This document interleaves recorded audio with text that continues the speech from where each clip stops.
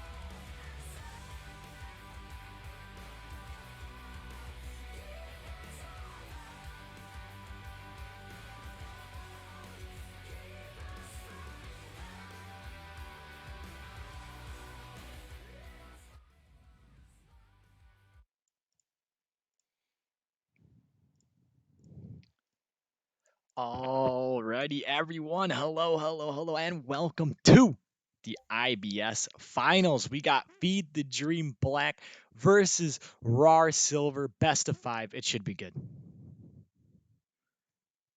And It Golden should is be a dead. good Oh, one. We there have. we go. No, I'm here. I'm here. Thought you died. It should be a good one. We have the underdogs FTD versus the uh reigning. They're not actually the reigning champions, but they have quite a few championships under their belt. Rawr.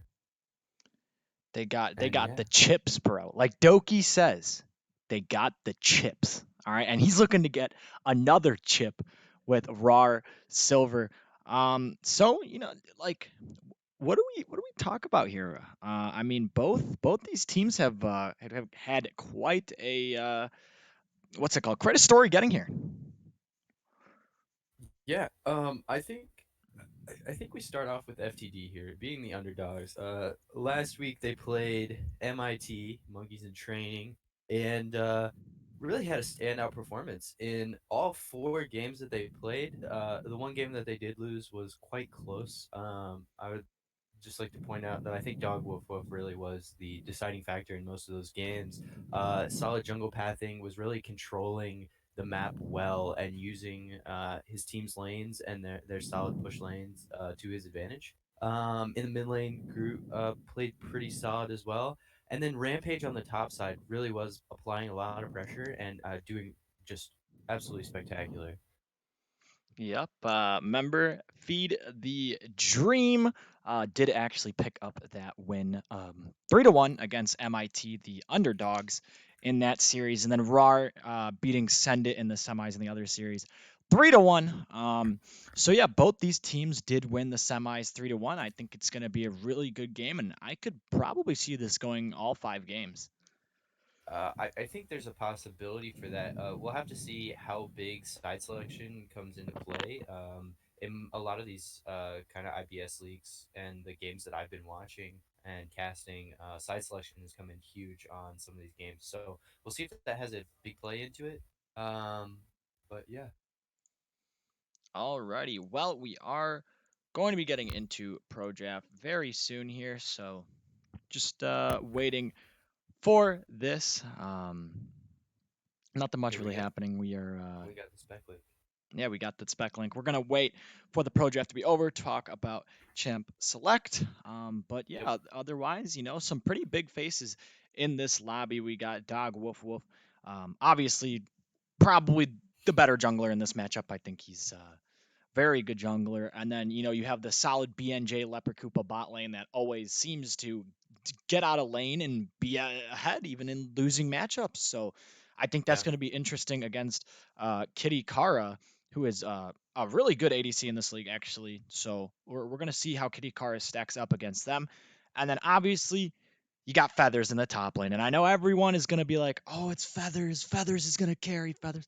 But I would like to look at the other players on the team. For once, let's not talk about Feathers. We know how good Feathers is. We know all this champions he plays is Alawi, amazing at Alawi. But let's talk about the other players on the team. And I first want to look at Neo in the mid lane, who I know, he's been a little bit off and on, here and there. I've heard he's got a pretty good Akali and pretty good solid play, can easily carry, basically easily carry I love uh, cheesecake. I love cheesecake Rar. every So time. we'll Really see that what night. he does end up doing. But Cheesecake. Golden, what matchup are you going to be looking forward to here? I'm excited to see top lane. I actually don't know much about feathers like everybody else seems to know about in ZGG, as I'm a newer member first season, obviously. But from playing against FTD and scrimming against them just off and on, I think CLG Rampage has quite a few interesting picks that he can play and some really just wacky pocket picks that he can pull out, especially into some of the more meta picks that I think not a lot of people are playing still, like the Ornn, like the Mordekaiser, but still get picked up quite often. CLG Rampage has quite a few pocket picks that can really shine into those matchups. I think the only other matchup I'd like to see is in the bot side. Obviously, the ADC and support duo of FTD really showed up last week, even though they were playing this kind of passive lane. They were kind of positioning really well in team fights and just showing up in the fights and putting out a lot of damage. BNJ was kind of the he was there, but you didn't really see much from him in the early game. There was no flashy plays. It was just solid gameplay, solid positioning, really doing the damage. Yeah, so we will see here. Yeah, but we are into pro draft, so obviously just gonna wait for pro draft to finish up. I'm not gonna really talk about it much, but we can sit here and actually talk about our predictions. So, um, Golden, I'll let you go first. Who do you think is gonna win this series? What is the score going to be, and why do you think that team's gonna win? I'm gonna have to go 3-1 to feed the dream. I'd have to say that their momentum from last week, beating monkeys in training, really is going to set them up well for this game. They do have blue side in the first game as well, so I think they're going to have the advantage. And once they start to steamroll some of these wins and start to snowball some of these wins, they're going to get a lot of momentum to continue forward. And I think as best of fives are concerned, they have more picks that they're going to be able to pull out, and it's going to be hard for Rawr to ban them out in some of these later games when they're starting to ban out. Maybe okay, the Orn didn't work this game, or maybe they pick a Caitlyn or something like that. They won't be able to ban that out every game because they're going to start needing to pick up more bans from the previous game. So I think Feed the Dream just has a wider selection of champions and able to flex a bit more. So I think Feed the Dream has the advantage here. All right, well, we are almost done with picks and bans in the pro draft in the second phase here. So yeah, but personally, I think this game is going to go to 5 games. I think both these teams are evenly matched. I'm gonna have to give the slight edge to Rar here only because they are the higher seed. So I mean, they obviously worked to that point. Um, but I can 100% see Feed the Dream Black taking this only because, like you said, they've got the really strong bot lane in Leper and BNJ. I think they are very underrated in this league, and I want to see them stack up against maybe Kitty Kara, who could be possibly the best or one of the best 80 carries in this league, and I want to see how that lane develops here. So we will end up seeing how that goes, and then we'll go from there. But yeah, I think I'm gonna have to give it to Rar. I still think it's gonna go 5 games, like I said, but I'm gonna have to predict Rar is going to win 3-2. I think that Feathers and Kitikara can obviously carry a team, so we'll see if they can pick up the chip, like Doki says, or if Feed the Dream. I mean, this is their first finals in org history. They did make the miracle run and did beat MIT, so maybe they will continue that run against Rar. Yeah, I think we'll just have to wait and see. I don't think there's any telling. Obviously, these games tend to be kind of wild and wacky and crazy. So I think we saw that last week in the best of five versus MIT. I did not get to watch any of RAR's VODs or any of their games, but from the other IBS games that I've casted, it definitely seems like some of these games can go one way or the other really fast, and they can turn on a dime. So I think we're just gonna have to see what happens. I don't think the early game is a big of a factor in these games. Obviously, scaling does come into play for certain team comps, but in IBS it really is about like that one crucial team fight that's going to win the game, usually around a crucial objective like Baron, like Elder. We have seen most of these teams, they are getting the soul for one of the dragons, and then they are playing long enough games to get towards that Elder Drake, which is really um, a game breaker for these teams. So we'll have to see how long the games go. It could be one in the early game. I don't want to say that it's not possible to be one in the early game, but I think we are going to see a lot longer games. And I think in the situation for a best of five, um, we'll see which team has the endurance to kind of push through and make it through these games. All right, well, pro draft is over. We should be getting into champ select in just a couple seconds here. Readies are coming out. We'll be able to talk about the comps and the bands that each team did end up putting out. So, about to get into champ select here. It'll be interesting. But yeah, otherwise, like I said, just waiting. Not really much to talk about. Already had our predictions, but who's your player to watch for the entire series, Golden? One player off of both teams here.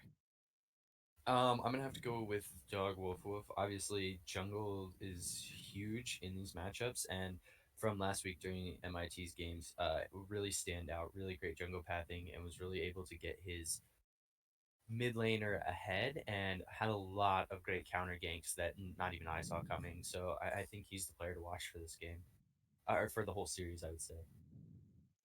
All right, well, we are into draft now, picks and bans coming through, but I would like to introduce the teams on the blue side for Feed the Dream Black. We have CLG Rampage in the top lane, Dog Wolf Wolf in the jungle. I am Groot in the mid lane, bot lane BNJ with Leper Koopa support, and on the red side with Rawr Silver, we got Feathers in the top lane, Lacello Ninja in the jungle, Neo in the mid lane, Kitty Kara at ADC, and Adorit Luna at support. First bans have come through, but these look like pretty usual bans. I don't really think anything surprises me here. Yeah, pretty common top lane picks here. The Cho'Gath a little less common, obviously, but the Ornn just a solid tank. Scales really well into the late game and is able to provide his team with a lot of extra stats. And not gold in a sense, but gold from those stats. It's a apparent gold seen in those stats. Followed up by the Olaf in the jungle matched with an Amumu, both kind of hard counter jungles. I would say Olaf's going to win those early dueling trades with the Nunu a lot better than the Nunu will with the Olaf. Um, this matchup's kind of hard to look at because usually you would pick through, you would pick one to counter maybe a more passive jungler. But these are both hard invading junglers, and we might see a lot of dueling in the early game from them, and we'll have to see how their mid laners react to it. We have a Lux in the mid lane for the side of FTD and a Katarina in the mid lane for the side of Rawr. Um, Groot did pick up the Lux last week and had huge ultimates in the late game, threw a lot of those choke points around Baron, and picking up a lot of really big kills to kind of set up for team fights. So we'll have to see if he can do that again. Obviously, into the Katarina. Katarina is going to be able to dive your backline really well, and you don't have great peel on the support that we see now with the Yumi. You can hit the ultimate, obviously, and you might be able to heal through a little bit of the damage, but obviously Katarina has Grievous Wounds built into her kit and is probably going to build an additional Grievous Wounds item on top of that. So we're going to have to see how they shut down the Katarina, and we're going to have to see how the Lux is able to make picks onto these kind of divers that they have in the Nunu and in the Katarina. Because if the Lux can pick those off early in the fight, their DPS is going to be quite lacking because they do have the Jinx, but the Olaf is going to be able to get backline to the Jinx. The Ornn is going to be able to set up with ultimates and knockups on the walls to hit the Jinx. And obviously, again, we saw this last week. Groot was able to get off two, almost three ults in every fight, just because of the nature of Lux's really short cooldown, 20 seconds. Towards the later game, I think it's up to 25 ish, 26 ish in the later game, even with 45% CDR, most likely. Um, but still able to get a lot of these ultimates off in these fights. And I think that'll be key if these fights go long. I think I favor FTD's comp just a little bit more. Um, I'm a little nervous for the Katarina pick. Obviously, it's really hard with the knockup of the Ornn and the lockdown of the Ashel and the Lux Qs and Es to slow them down, along with the Yumi root. It'll be hard for the Katarina to get to the backline and really burn them down. And you have the Olaf who's going to be putting out a lot of damage anyway, and you're not going to be able to kill him by jumping to that backline. So it's really going to come down to positioning of BNJ and I would say the way that Groot is playing around choke points or even playing around in the lane, maybe looking for some flanks with the Olaf. Ornn is going to be the mainstay tank in one of the side lanes or in the mid lane, fighting in front of the Ash Yumi, and we're going to have to see how, again, the Lux and the Olaf are able to flank around and kind of move around the map to set up for kills and team fight. Alrighty, well said. I didn't actually have to say anything for the past like 4 minutes. So we are obviously have that spectator delay. have to wait 3 minutes. But yeah, I think it's gonna be interesting. Usually, you don't see like Katarina really picked up in at least in like fives. I don't really see. It's more like a solo queue pick. So I'm kind of I want to see how this Katarina is gonna work. If I mean if Katarina gets fed, it's just 1v5. But Yeah. Silver Katarinas is gonna be a little interesting here. So we'll see. Um, how that one goes. And then Kitty Kara on Jinx. I think Kitty Kara is pretty well known for the Jinx, so I think that Kitty Kara is going to have a really good game. And then obviously Feathers, he's on the Cho'Gath, and you know Feathers likes playing the Cho'Gath, so he's going to do just fine. And then, but like you said, on the side of Feed the Dream, BNJ did get his Ash, and we know BNJ is really good with positioning in team fights and also kiting on that champion. So I'm looking for him in fights to put out massive amounts of damage with his positioning in team fights. Always seems to be in the right place at the right time and not get caught out. Now that I said that, I probably gave him Caster Curse, and he's gonna get caught out like 8 times this game and completely feed. But yeah, we're not gonna talk about that one. And then, like you said, I'm Groot in the mid lane with that Lux. We saw him play it against, I believe it was it MIT or was it VBU Academy? Who playing who? Uh, Feed the Dream. Remember when I am Groot played Lux and then like one shot like 3 people with Yeah, the ultimate? it was the first game they played versus MIT. Okay, Yeah, yeah. he hit huge Qs followed up by E ult combos. I think he was able to weave a couple auto attacks in there as well. I think he actually took um the attack speed rune just to be able to hit those extra auto attacks to proc his passive. Um, but yeah, able to pump out a lot of damage. Had key ultimates in the choke point leading from the blue towards river towards on Baron side. Obviously, this was them on red side, MIT on blue side, and then another huge ultimate in the Tribush on the top side of the map, on blue side of the map. So I think those were two key plays that really set up FTD to win those game or win that game. So again, we'll have to see how Lux is able to get those because Lux was going for flanks in those circumstances. It wasn't a head-on fight; they weren't trying to fight front to back. Obviously, I don't think you really want to try to fight front to back with the team comp that they're facing here, because the Katarina will be able to just get to your back line. So that's something you have to worry about. All right. Well, we are loading into game. Any interesting rune choices? Feathers did elect to go with the Comet on Cho'Gath, so this actually could be AP Cho'Gath possibly, but I don't know. Maybe just for the poke, but I'm assuming it's going to be some sort of AP tank Cho'Gath possibly in the top lane for Feathers. But Yeah, everywhere else, pretty standard runes. Yeah, I don't know how I feel about the Comet pick. If you're gonna go the AP Cho'Gath, I feel like it's a little bit better to take Glacial Augment, just because you have the chase potential, and obviously you already have the Nunu. You have the slows from the Jinx and the Braum.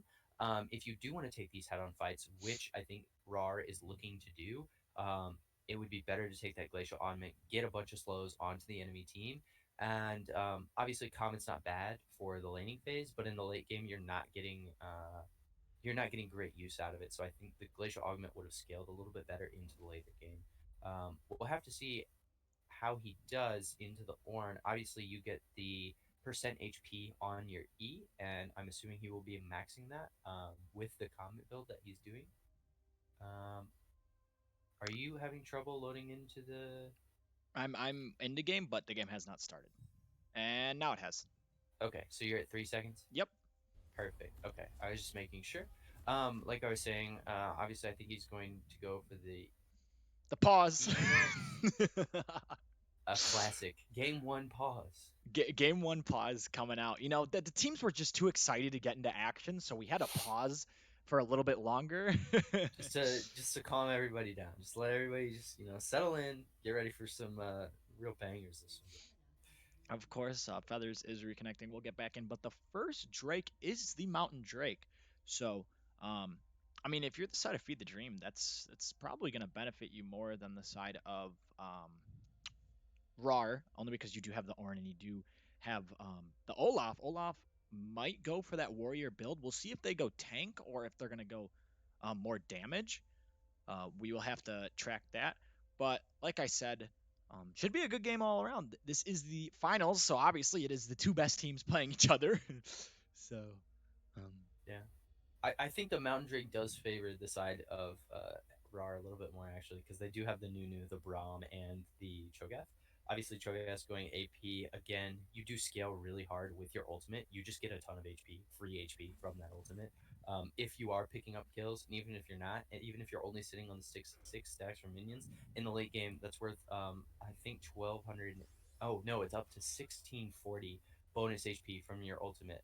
1280 is the level 2 ultimate. So if the game doesn't go that late and you're only sitting on the level 2 ultimate with the 6 minion stacks, you're still sitting at around 1200 bonus HP, which is really huge. So Cho'Gath scales, even if you are going AP, he's going to get beefy. He's going to be able to stand in the front line and take a lot of damage from the Ashe and from the Lux. Obviously, Ashe will most likely be going for the Bork build first. Obviously, Bork now more efficient on melee bruisers rather than 80 carries. Obviously, you still do get the bonus 8% bonus uh, damage per max HP. So it is a tank shredder item, and ADCs still do well with it, but it did get buffed for those melee bruisers. And honestly, I wouldn't be surprised if we see the Olaf build it if he is doing that warrior build. We'll just have to see what happens. All right. Um, Well, I well. cannot see any characters in the game. That's Pog. I love cheesecake. I love Just cheesecake at reload your nighttime, client or real late at something. night. Yeah, Cheesecake. I'm gonna do that. All right. Well, guess I will take over. Both junglers elect to start on the opposite sides of the map, so uh, we'll see if there's any fighting, what kind of pathing these junglers do end up doing. But otherwise, pretty basic starts from the jungler. Olaf starting on the blue, Nunu also starting on the blue. So um, we'll see if there is anything there. But we will see. Nothing much really happening, of course. It's just the laning phase. So top lane, I don't really expect much to be happening. It is Ornn versus Cho'Gath, which is probably just going to be an AFK farming lane, at least early on. Both top laners looking to scale. Bot lane, possibly maybe some fighting going on with the if Braum lands the passive onto the Ashe. We'll see though, and we'll see what these junglers do end up doing. It looks like Nunu elected to go for the blue to red and is now going to Raptors. So that's interesting. Olaf elected for the full side clear, and they did spot out the jungler Lacello on the Raptors, so they are now going to know. And Olaf just heading back down.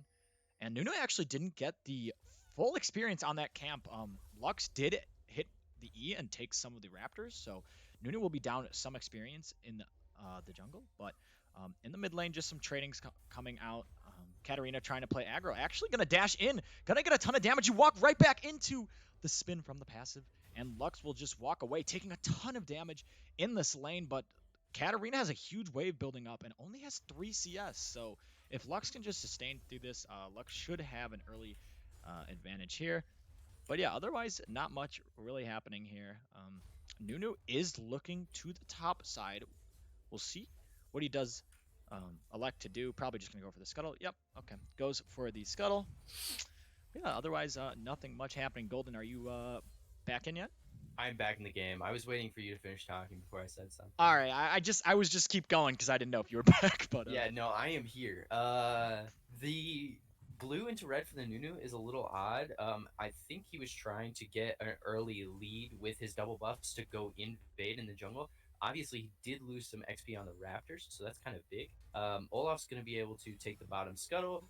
Nunu doesn't really get any bonus value and is down CS. So I think overall Olaf came out on top of that. Great ward by the Lux and great tracking by the mid lane from Groot. Um, Obviously, losing out on that HP is really not good for the early game. Still managing to stay up on CS though. Obviously, the Katarina did not use Ignite, which I think would have put a little bit more kill pressure on, but obviously didn't want to waste it. Wanted to save it, obviously, to go for a kill maybe a little bit later in this laning phase. I think for the Lux, needs to be playing a bit safer. Obviously, the aggressive ward to spot out the Nunu was good, but after that, needing to back off. Katarina is pushing the lane into you, so you have that large wave, and you can farm under tower with your passive pretty well. In the bot side here, the only way we're going to see a kill is if the Braum is able to land some sort of auto attack or his Q onto the Ashe. But once we get to 6, we'll have really good disengage from the Ashe and the Yumi with both of their ultimates combined. Um, BNJ staying up on CS really well. The side of Rawr did have to back, so Ashe is going to be able to pick up 2 waves on top of the Jinx here. They won't be able to get a tower, but I'm hoping the Ashe will be able to go back and start on that first either Cutlass or maybe go for the early attack speed just to be able to trade with the Jinx a little bit better.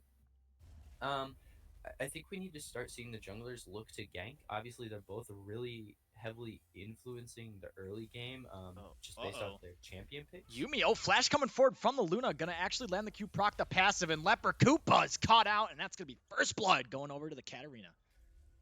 Yeah, kind of a risky positioning from the Yumi. Obviously, you have no HP. You don't have any movement speed.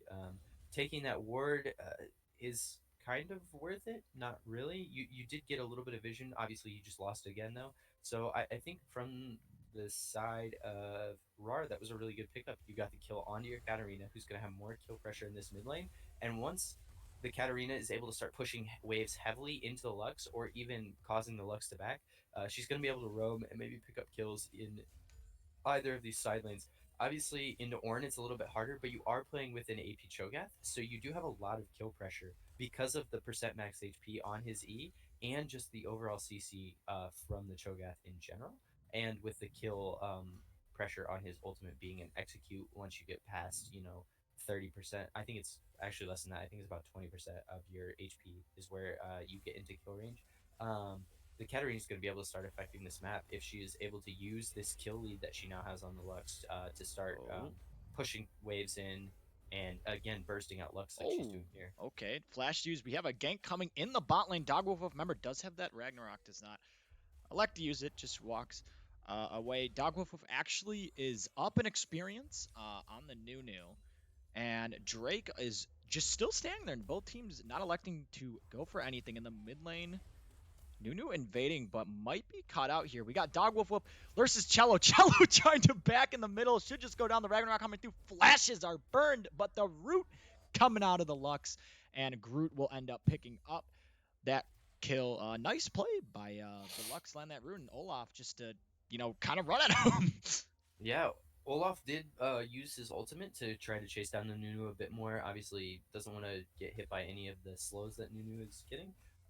Did blow his flash, but they did get the Nunu flash and were able to get the kill onto Groot, keeping him a little bit more even with the Katarina. Obviously, up only about 4 CS, so it doesn't really make that much of a difference, but able to stay even with that kill now. Lux is able to now come to this dragon. She did pick up the blue buff from that Nunu kill, and FTD is going to be able to pick up the first dragon of the game and get the bonus stats onto the Ornn. Obviously, it's not working too much for the rest of the team, only 6%. But I think that will come into effect later in the game once we start getting up into these 200, 300 ranges for resist onto the Ornn. Yep, and next Drake will be the Ocean Drake, so will not be Ocean Rift. It will be the Cloud or the Infernal. So, you know, No more Cloud Drakes. oh yeah, please, no more Cloud Drakes. Nunu playing really aggro. Actually gonna miss the root. Thought that Nunu was caught out, but Groot not landing the Q, and Nunu gonna walk away with his life. Did get that deep ward on the blue buff, so we'll see when Dog Wolf Wolf goes on that blue buff. Looking at the gold values here, the game's pretty close. Kitty Kara is actually up 500 gold on BNJ, obviously because of that CS lead. And in the mid lane, it's only around 300. It's pretty even, but yeah, everyone else is like straight up even basically. So, okay, the ultimate coming out, gonna go straight in, force the barrier out. But remember, did not use that ultimate, still has it up. So, Neo going for the aggressive trade onto the Lux to burn the barrier. Uh, we did see this last week. BNJ obviously not farming too well in any of the games last week. Was behind in CS overall coming out of the laning phase. So I'm not too surprised to see it. We'll have to see if it does have a bigger effect and if Rar is able to punish it a bit more than MIT was. Um, but overall, I think this gold lead that we see will start to diminish, and obviously it's not too huge, only 500 at this point. we'll have to see how the Oh, Katarina is Ornhorn able to coming out, gonna land onto the Cho'Gath. Ragnarok unstoppable, flashing forward. Actually does not get the knockup. Feathers should Oh, just get out alive, and he does. Trying to actually look at the turnaround, uses the ultimate, the chomp onto Dogwolf Wolf, and now Cello is back up here, just making a drive-by, and no one ends up dying in the top lane. yeah, they did get the Cho'Gath's flash and ultimate. Obviously, the ultimate on a pretty low cooldown. I don't know what happened during that gank there. Maybe a little bit of miscommunication from the side of FTD. They should have been able to pick up the kill there. Olaf missing a couple of his axe throws. Undertows is what they're called. I had to remember. I think that was a key Oh, mistake. all right. They could have Well, made here kill we for the side go. of Ultimate coming FTD. out, I love you. throwing the blades Thank you. everywhere, At and nighttime. Lux Early in running the morning. away. The dash forward, Tuesday. gonna miss the root, gonna have to flash under the tower. Cello also taking that Rift Herald, gonna pick it up, get some uh, bag into their pocket.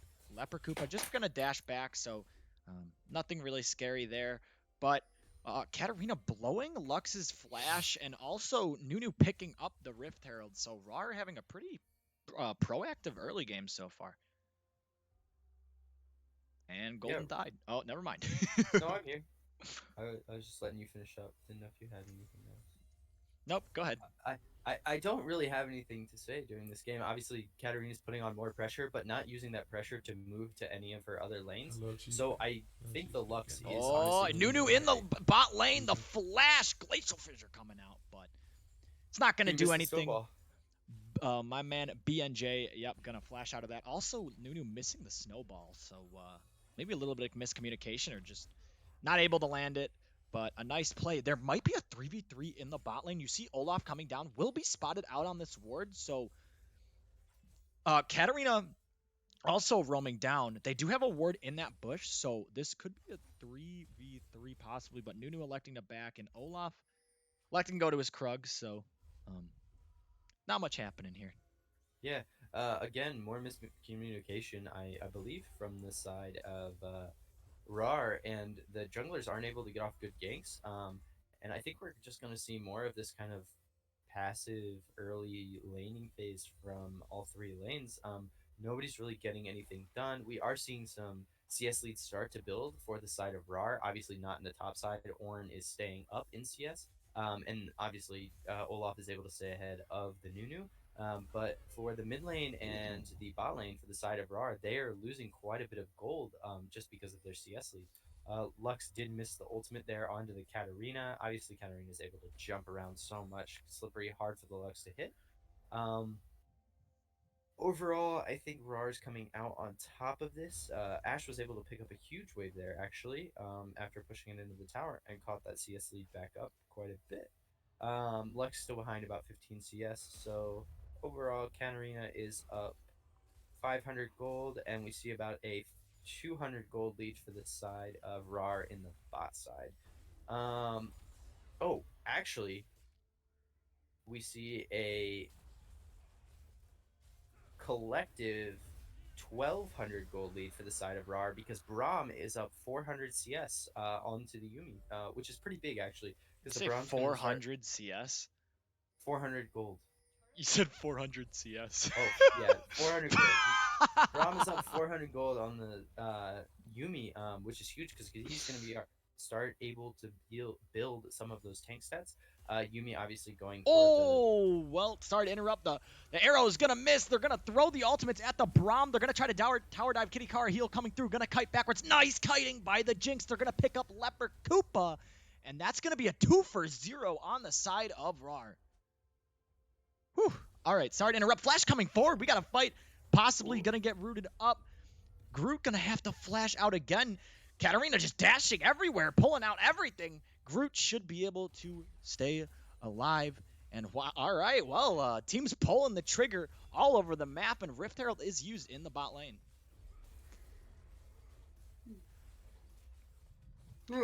Sorry about that. Rawr able to kite really well for the Olaf. A really risky tower dive. They didn't have the Ashe to follow up, and they missed the Ashe ultimate. I would have said if they would have hit the Ashe ultimate, that would have been a fine dive. They would have been able to pick up a little bit more there. But now they lost their bot lane tower. Rawr is able to reset and start to set up Oh, they got the dragon prior to this. Rawr is able to move out of that lane and start putting pressure onto the Ornn, get the Cho'Gath into a safer side lane, and able to get him more CS as well to try to catch up to the Ornn and gold a little bit. And the Katarina is going to be able to roam for through the lack of vision that FTD is going to have because of the loss of their bot tower. Huge play by the side of Rawr, and it wasn't even really their play; it was a mistake on the part of FTD. And I think that's key in this game because, like I was saying, I don't think teams were able to punish what FTD has been doing. But Rawr really is able to punish the mistakes that FTD is showing up with, able to take advantage of these gold leads that they're getting through their CS and through the pressure that they're getting from their mid and through their bot lane. So we'll have to see how that continues through this game. We now see 2K gold lead, almost 3K gold lead for the side of Rawr. Oh, Neo. And Go ahead. Keep going. I think it's really going to be up to the Ornn to make these key engages onto the carries of the Katarina and of the Jinx.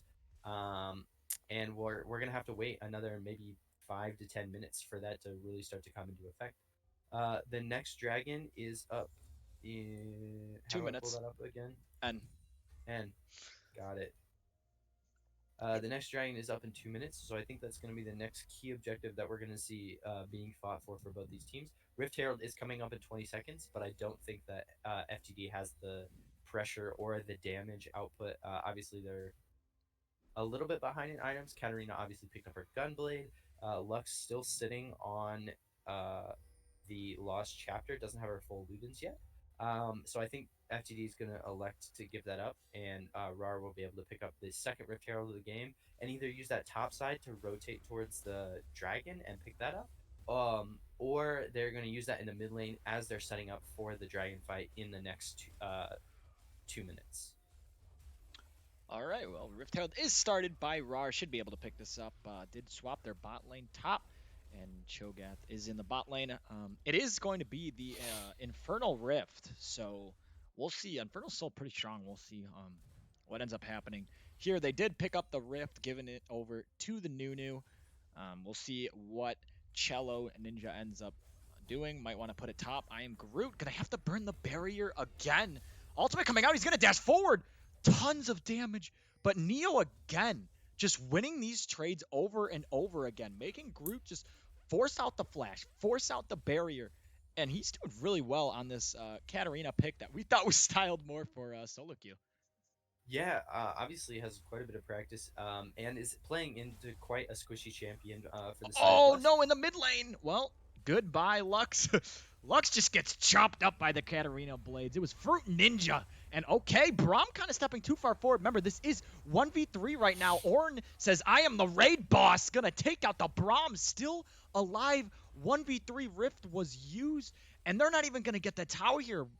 Ornn said, it's raid boss time. He wanted to copy Cho'Gath. He's even going to walk forward and force Kitty Kara off the wave. So really nice play by CLG Rampage there. Oh, Oh, and we have a pause for the side of Rawr. Obviously, it looks like Katarina DC'd. Great play by the Ornn, able to hold his tower there and give FTD a little bit more time to set up for this dragon. We start to see the Olaf is rotating up to maybe help a little bit more with the Nunu, with the Jinx. Getting a kill onto that Ornn, who is already well Hello, ahead of the cheeseman. Cho'Gath in Hello, terms of cheeseman. gold, Good nighttime. 500 Real late gold at lead night. for the side of the Cheeseman. Ornn. Um, we're going to see Ornn start to be able to pick up some of these items. He already has his first um, upgraded item in the Abyssal Mask, able to counter the Katarina really well. We should see him picking up the Sunfire Cape next. Obviously, has the Bami Cinder already, and already to level 13. So He's going to start being able to upgrade his teammates' items and getting that bonus gold worth of stats onto the rest of his teammates.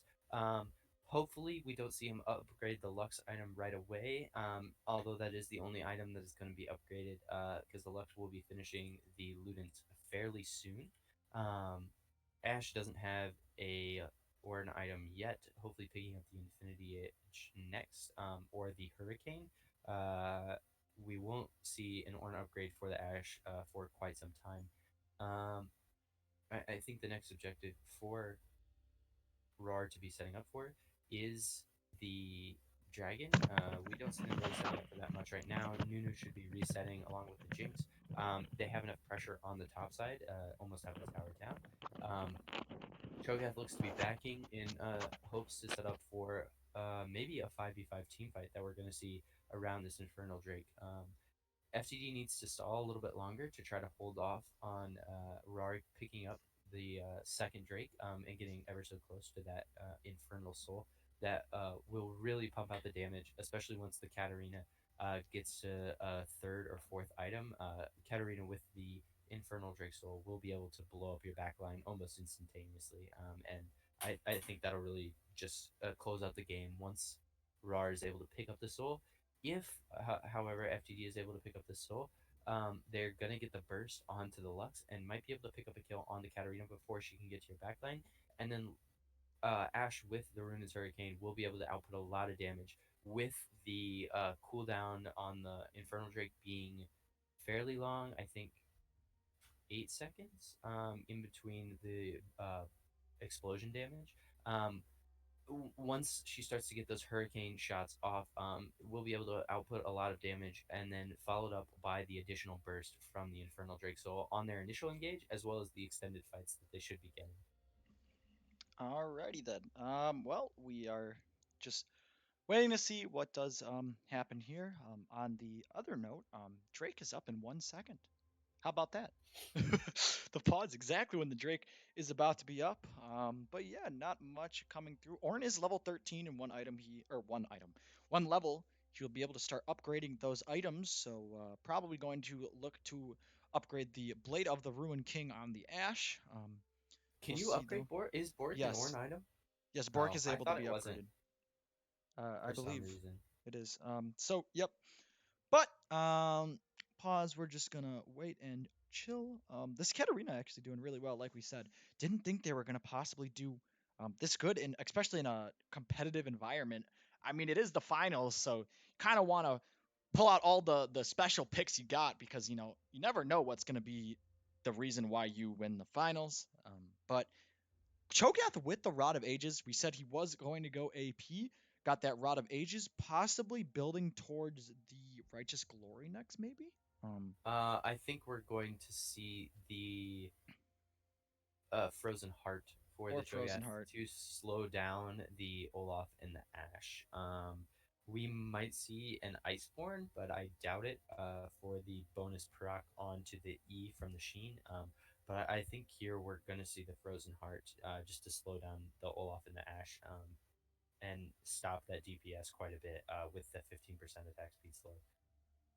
All right. Well, we are 18 minutes into game number one. We have about a 2.5k gold lead for the side of Rawr, but you also got to remember those Orin items at least when they will start when he can start upgrading them. Obviously, gold's going to look a little skewed, giving a lot of stats worth of gold. So even though Feed the Dream is down about 2,000, those Orin um, item upgrades will actually make it seem a lot closer to gold than it actually is. But yeah, still waiting for this pause Neo DC'd. Don't know how long it is going to take, but yeah, not much. Drake is coming up. Both teams are kind of gesturing topside. Looks like Cho'Gath is trying to reset here after pushing the wave. So we'll see what happens. They did not get that top tower off that Rift Herald push, which was unfortunate. A little bit of an overextend, and Orin, kind of putting on his big boy pants, doing that 1v3, picking up the Braum. I don't know why Braum was trying to dive an Orn, but okay then. And the Cinderhulk actually is going to come out of the the Olaf. So not electing to go maybe that full damage, a little bit more tanky. But yeah, otherwise Baron up in a minute 30. We'll see who ends up getting the dragon or what they are going to do. But yeah, otherwise not much really Yeah, happening here. Just waiting. I don't really like the Cinderhawk build on Olaf. Obviously, you don't have great ways to proc the bonus damage. You do have your undertow, which does cause a little bit. I think the slow on that does. Uh,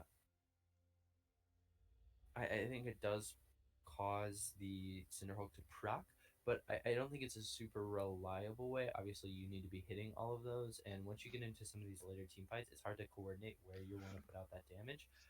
I think if you would have picked something like a Malphite, like a Rammus, you would have seen a lot more use out of that Cinderhulk.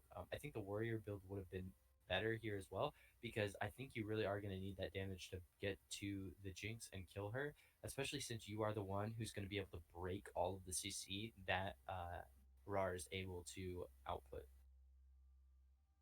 All right. Well, uh, apparently Neo's getting right back on, so we should be getting back into a game very soon.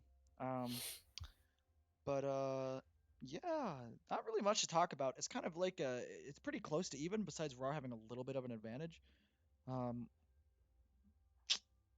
but yeah, not like I said, not much happening here. Kind of a pretty boring early game. Just teams trying to, I guess, feel themselves out, see what they like to do, what the other team's going to try to do, and hopefully later on to this game we see some more fighting and not just getting caught out. That's basically just been people getting caught out. Um, Yeah. so yeah, we'll see. I think I keep saying I think. I need to stop that. Oh, and Olaf DC. We got the double DC. It's gonna be a 4v4 then when we unpause here. 4v4 poggers, run it down. Yes. ARAM, ARAM, the NARAM. Everyone go mid. Everyone go mid. Yes, I like that idea. An interesting game one we have so far indeed. Gold lead for the side of Rawr up to 2K. Oh, Who here we go. the reconnect coming through? Pog you.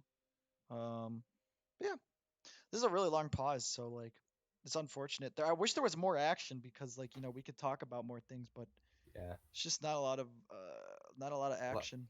a lot of things to discuss, and we're not as talented as the LCK casters who casted for an 8 hour long delay. Oh my god, an 8 hour long delay, They yikes, started dancing like halfway through it, and then they talked dude, about Pokemon for a little bit. dude. I will straight it's not gonna be 8 hours, but I'll dance on stream if this takes forever. I mean, it's only a 30-minute pause. I think is the max, right? Unless you can pause again. Can't you just No, you pause again? cannot pause after 30 minutes. Oh, okay. Well then, it'll just keep going. Yeah, but Neo and Dog Wolf Wolf it did DC. Dog Wolf Wolf reconnected. Yeah, Dog Wolf Wolf reconnected and Neo is still DC'd and they will have to, I believe, play because they did go over the time limit. One of the rules in this league. So it will be unpaused. It is going to be 4v5 for a while. And Katarina does have a lot of that gold for the side of Rawr. So this is going to be interesting to see what does happen here. Ah, and there goes Dog Wolf Wolf. So it's going to be another pause coming Another through. pause. Oh,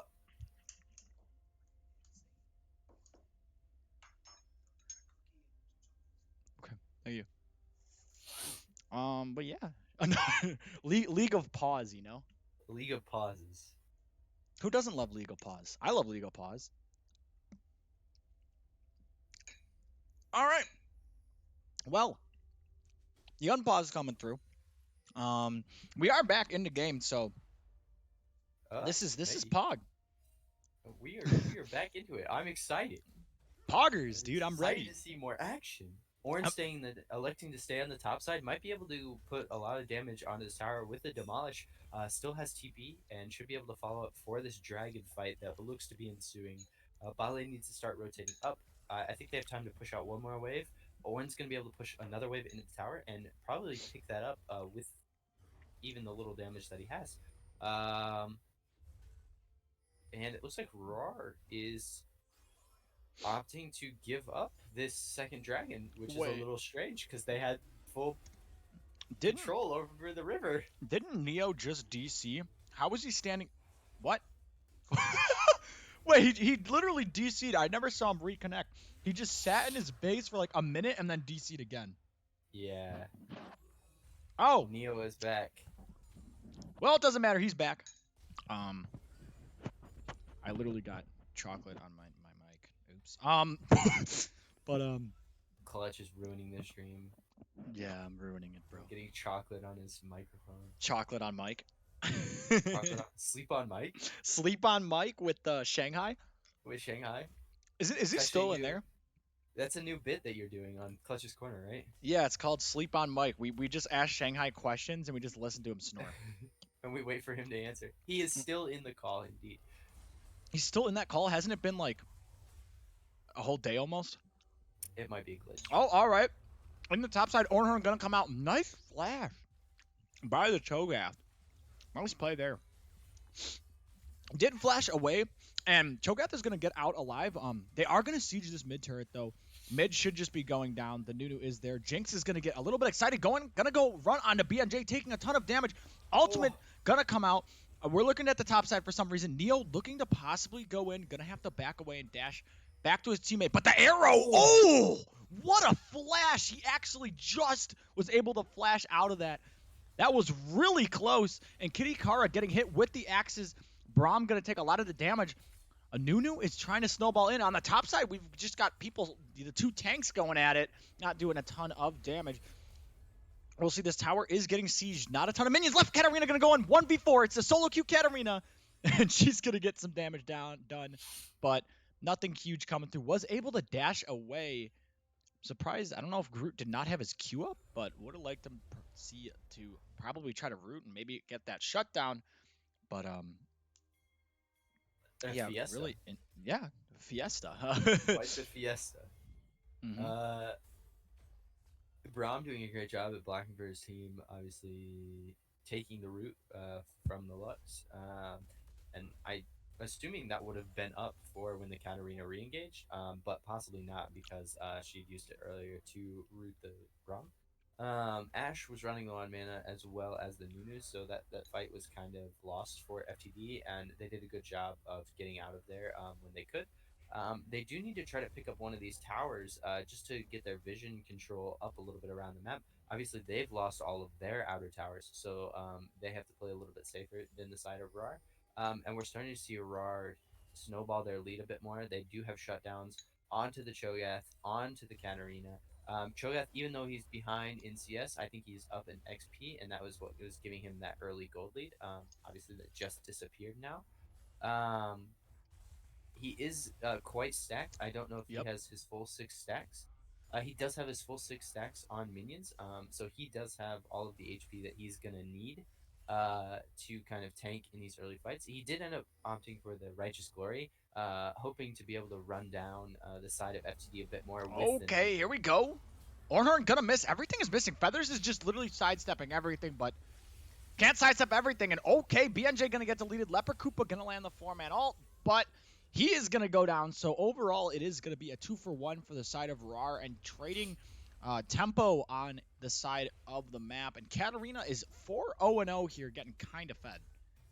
Yeah, 4-0-0, and FTD opted to give up their second tier bot side tower in trading for a kill onto the Cho'Gath given to the Olaf for their first tier on the top side.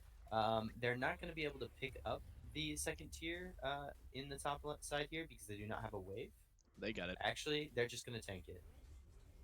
Never mind. They got it. So overall, good trade for the side of FTD. They did lose out on the deaths of the Ashe and the Yumi. Not too much is lost in that. And they were able to get a kill onto the Olaf. He's going to be able to pick up his start to work on his second true item, not including the jungle item. And he is 400 gold up onto the Nunu. I think we need to see them start working towards the bot side. They do need to pick up either the mid or bot side tower, and I would prefer them pick up the bot side tower here since the dragon is coming up in 15 seconds. Start to push out that bottom wave so that after they hopefully take the dragon, they can rotate and try to get the bot side tower. All right, Drake will be up in 5 seconds. Orna electing to upgrade the Black Cleaver instead of the Borg. So, interesting thing there. We'll see what happens, and it looks like a team fight is probably going to start. Feathers trying to front line. Cho'Gath running away. The knockup is going to go in, but we've seen this one before. You can't kill Feathers. Neo dashing forward, actually going to get taken out by BNJ. I mean, the Olaf ultimate coming out, going to land onto two. Ninja flashing forward, trying to get BNJ. They really want him dead. Going to chomp him down. He's going to try to pull people to him. Feathers is still alive, just walking away. Does not get rooted up. And overall, it's going to be a 2-1. Oh, wait a minute. Feather's still running away. They are just going to run him down. They got the Yumi Olaf combo. Might be able just to kill him. He's going to get silenced. Going to maybe not go for that turret dive. He is going to elect to walk away. It will be a 2-for-1. But who picked up the Drake? Was it Rawr picked up the dragon. Okay. Rawr does get the Drake in the end, so Olaf held off on going in and engaging for the rest of his team. It was able to pick up the drag, and they didn't really lose much off of it. They did lose the Katarina and the Braum, I believe, in that fight. Yeah, Katarina and the Braum. Feather's doing a great job of kiting and trying to put out as much poke as he could with his Q. and there's a pause. And another pause. All right, well, another pause. I think there's been more pause time than like almost Actual game time. No, there's only been 12 minutes of pause time. Yeah. I mean, it's felt like longer, but yeah, literal league of pauses. This is funny. This is great. I'm really enjoying myself. I thought we were gonna have 3 quick games so I could go to sleep. 3 quick games. What? Who did you think would win? Feed the Dream or Rawr? Feed the dream. I said 3-1. 3 quick games. Well, I guess that. Are you trolling? Yeah, I'm trolling. I can't math, I knew it. so I play top lane. The AFK I lane. don't have to do anything. Yeah, the AFK lane. I just play tanks.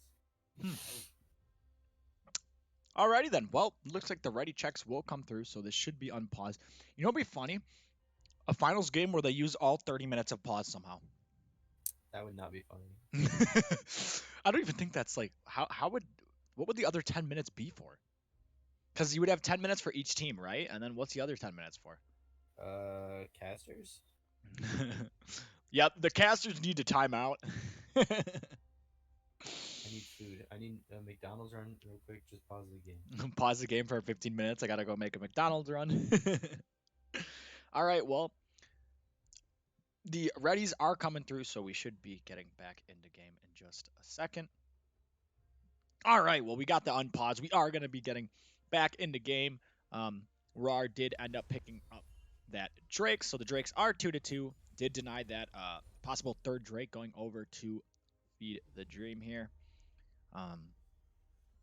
But yeah, not much happening. Jinx does now have 2 items, has that IE and Rudan, so at her power spike going to be doing a ton of damage in these fights with those rockets. In the mid lane, Katarina got that Hextech Gunblade. Everyone's getting to their starting to build towards that second item. Who's the most gold? Most gold in the game is the Olaf and the Ornn. Actually have the most gold. Ornn has a lot of CS for a tank. That's okay. Yeah, he's had a lot of opportunity to free farm here, and does have 3 assists on top of a kill. So that's just where he's picking up a lot of this gold. The Katarina is going for a Death's Dance for the healing, but you don't get damage output from that, really. Do any of Katarina's abilities have AD ratios? I don't think so. I think it would just be autos. Yes. Yeah, so I don't know if this is the greatest build. You could have just built into the Oblivion Orb for the additional Magic Pen, trying to shred through the Olaf, through the Ornn. Or gone for maybe a Zanya's to try to increase your survivability a little bit. I think this is a kind of just a test build. Just for the bonus healing and a little bit of durability that the Death Dance is going to provide you. But obviously not the best. The Oblivion Orb would have been a better pickup here. All right, well, CLG Rampage going to pick up that bot turret. I mean, he's level 16. He's just been able to split the entire game and just, been chilling in a side lane, scaling, Level 16 will be able to upgrade another item here. So I will see if he elects to upgrade the Borg or the Luden's Echo. But Drake will be up in 2 minutes, the third Drake. So we'll see what, if any. There it is contested. Baron is also up. So it looks like Feed the Dream. Well, I mean, both teams as of right now putting their vision topside, but we'll see which team, if they want to give up the Drake and possibly go for the Baron in about 2 minutes. So we will see. Lux split pushing the top wave. And yeah, not much. Kind of just like the lull state, as everyone likes to say, where not much Ah, really happens. So the lull state. where My where favorite. where nothing happens, you know. I know. I know the Um, lull state. yeah, it happens in every single VBU game. I'm kidding. It does happen in every single VBU game. Um, All right, so one FTD one gonna minute. elect to start roaming as a three-man squad here. They're setting up for the dragon a minute early, pretty solid. They do have vision up towards the top side of the blue buff. Um, and Jinx is in the top lane, gonna have to pick up that wave, and then back and start to walk down towards this dragon. Um, it looks like Rawr wants to get a flank onto the middle lane, but the Lux has obviously already Oh, left. all right. And it Here looks we like they're going go. to pick up the kill on Going Shogath here. on to the Cho'Gath exhaust. It's gonna come out. Gonna miss the arrow. Staying alive for a really long time, but CLG Rampage gonna end up picking up that kill. They might turn onto the Braum. Slow's coming out from the Ashe. And the Leper. Oh, and Leper. And the flash forward. Lux landing the ultimate onto two. Not gonna end up picking up anyone else, but this should be a free Drake for the side of Feed the Dream. Yeah. Lux was able to hit the ultimate and chunk the Braum and the Katarina a bit more. Jinx did not reset there and walk down towards her team. So a missed opportunity there for sure. Might have been able to turn that fight onto the Cho'Gath a little bit more. Obviously, Feather's getting caught out a little bit. They did expend a lot of ultimates to get him, but it was in favor of getting that third Drake on the side of FTD. They are now on Soul Point, so they do have the option to give up the dragon, although not really, because that would put Rawr onto Soul Point and go for the Baron, which I don't think is the best objective that they need right now. They're not really going for sieges on the base. Obviously, they don't have the other two outer tier towers on the side of Rawr. I think FTD's goal here is to wait for that next dragon, pick it up, and then start to really punish Rawr and put out a lot of damage in these team fights with the Ashe, who has her Hurricane completed, and the upgraded Bork from the Ornn. Yumi also does have her Ardent as well as the Athenes, so getting off a lot of bonus damage from the heals through the Ardent sensor onto the Ashe. I think Ashe is going to have to position very well in these team fights to stay away from the Katarina. Right now we're going to get more of this lull state. I don't think we're going to see any split pushing from either of these top laners. And then the mid laners obviously did not take TPs this game, so we won't see any 1-3-1 or anything like that. Ashe is in the top side clearing some jungle camps, and it looks like Lux might get caught out here. Just a love tap. Nothing much. Yeah, but kind of just a lull state. Not much really happening. Ashe could look to pick a fight. Alex not to, and yeah, just kind of the Baron dance for the next like 3 minutes until at least the dragon spawns. So not much going to be happening here. Death's Dance was picked up by the Katarina. Ornn did upgrade the Bork, so Braum upgraded was Bork. able to steal the red buff, by the way. This Braum is a Smurf. ZGG, you took it with the Q. gotta ban him. Get him Gotta out. ban him. Get him out here. get, You can't be stealing red buffs with Q. get out of the league. Comp ruling incoming. Comp ruling incoming. Um, Comp rulings are like almost better than instant feedback reports. Those are my favorite in game. instant feedback reports when they're just like, your feedback has been received, blah blah blah blah, and they have issued a penalty. I get those a lot. People get those a lot for reporting you, Clutch. I know. Toxic, bro. Anyway. Warmogs was it picked looks up by Cho too. Oh, he does have quite a bit of HP. Doesn't really need a ton of magic resist. The Lux is not going to be able to burst through the Cho'Gath with the amount of HP that he has, and she only has. Oh, she does have the double flat magic pen from the Oblivion Orb and the Sword Shoes, but still not able to kill this Cho'Gath with the amount of HP that he has. We see Orin still pushing the bot side with the Cho'Gath. The Cho'Gath is just there to match and keep the waves pushed out. Orin has 300 CS in this game. What a legend. Almost 10 CS a minute.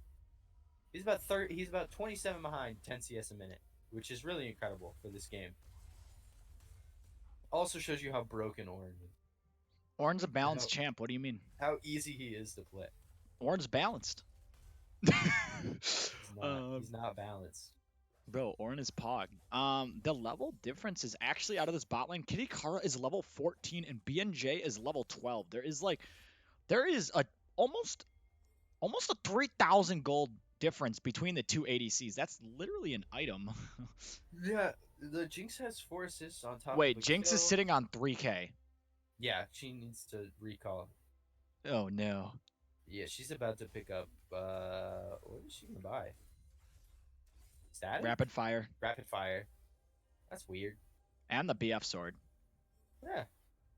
Okay, going for a Bloodthirster, I'm assuming next into the GA maybe, or a GA immediately.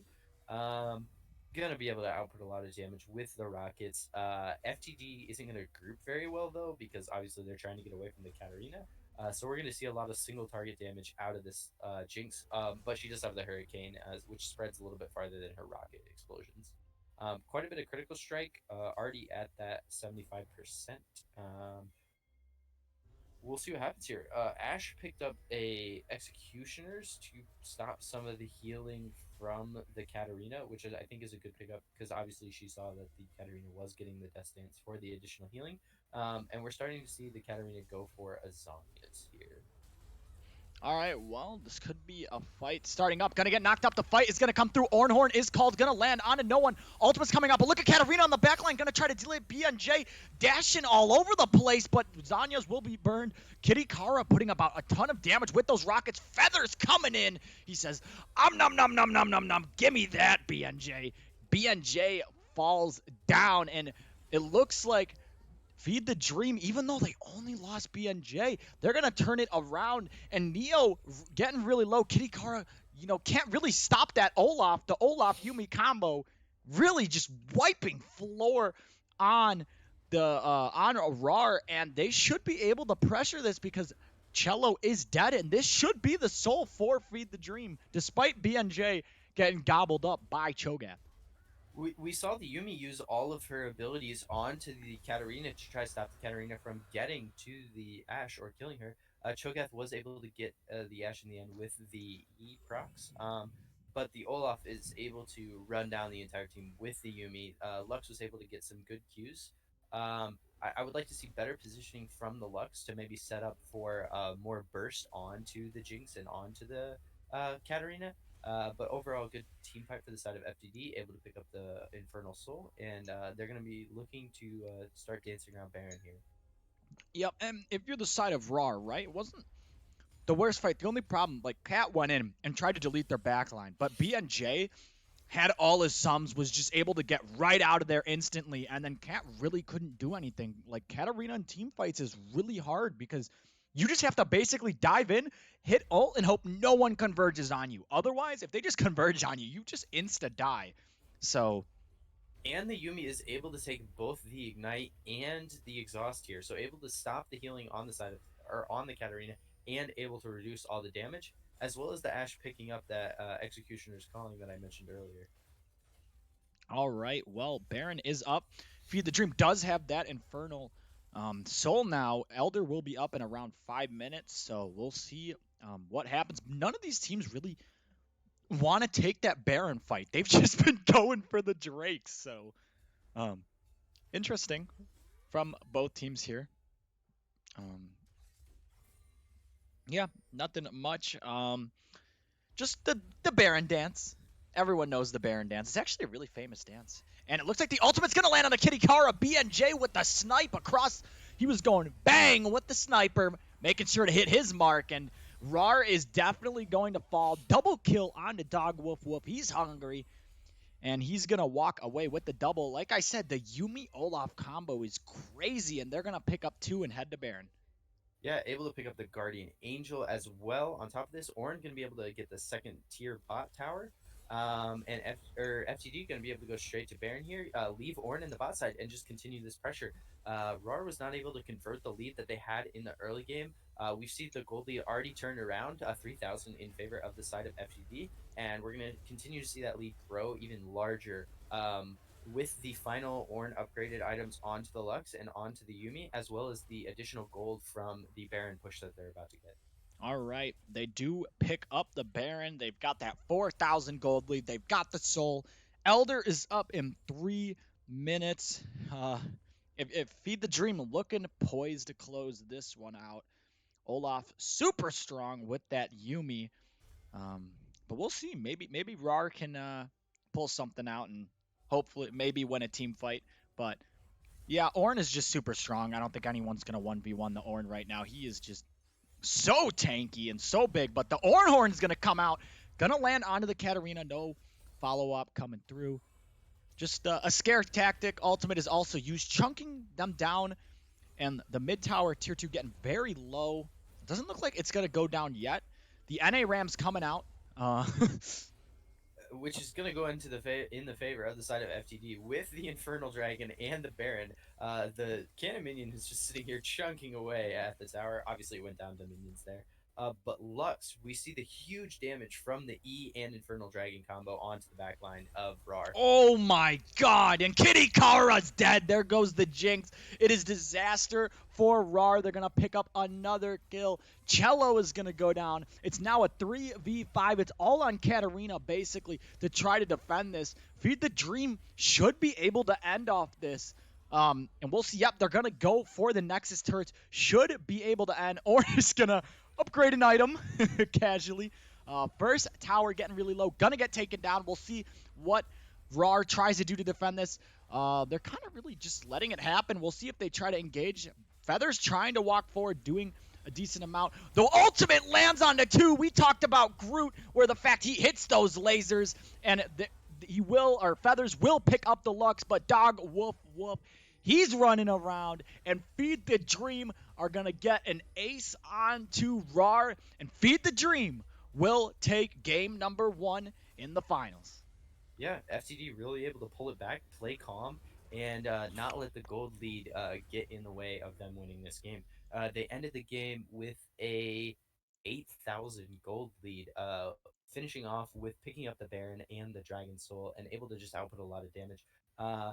Groot had a rough start to the game, but able to pick up a lot of damage and a lot of poke onto the backline. And BNJ really didn't play that well that game. But as we said, the Olaf Yuumi combo really was able to shut down this game. Olaf finishing 8-1 and 5. The Yuumi finishing 0-3 and 13. And I just want to take a look at the damage charts to really show how much the Yuumi was influencing a lot of those kills. Yuumi just a little over 13,000 damage. And the Lux was still able to put out over 30k damage, 32,000. I think that set up those fights really well. Once that damage was output, the Olaf was able to run to the back line and get a lot of kills there. And then the Lux was also able to peel the Nunu and the Cho'Gath away from the side of Olaf, actually hitting those stuns and preventing Nunu and Cho'Gath from getting those slows and knockups once the Olaf ult ran out. And by that time, Olaf had already killed the backline. So really good play from Dog Wolf Wolf. Obviously, I said player to watch for this series. And we'll have to see how he does in the next few games. All right, we are going to go to a short break. But when we come back, we will have game number 2, Feed the Dream versus Rawr. We'll see you guys back in a couple minutes.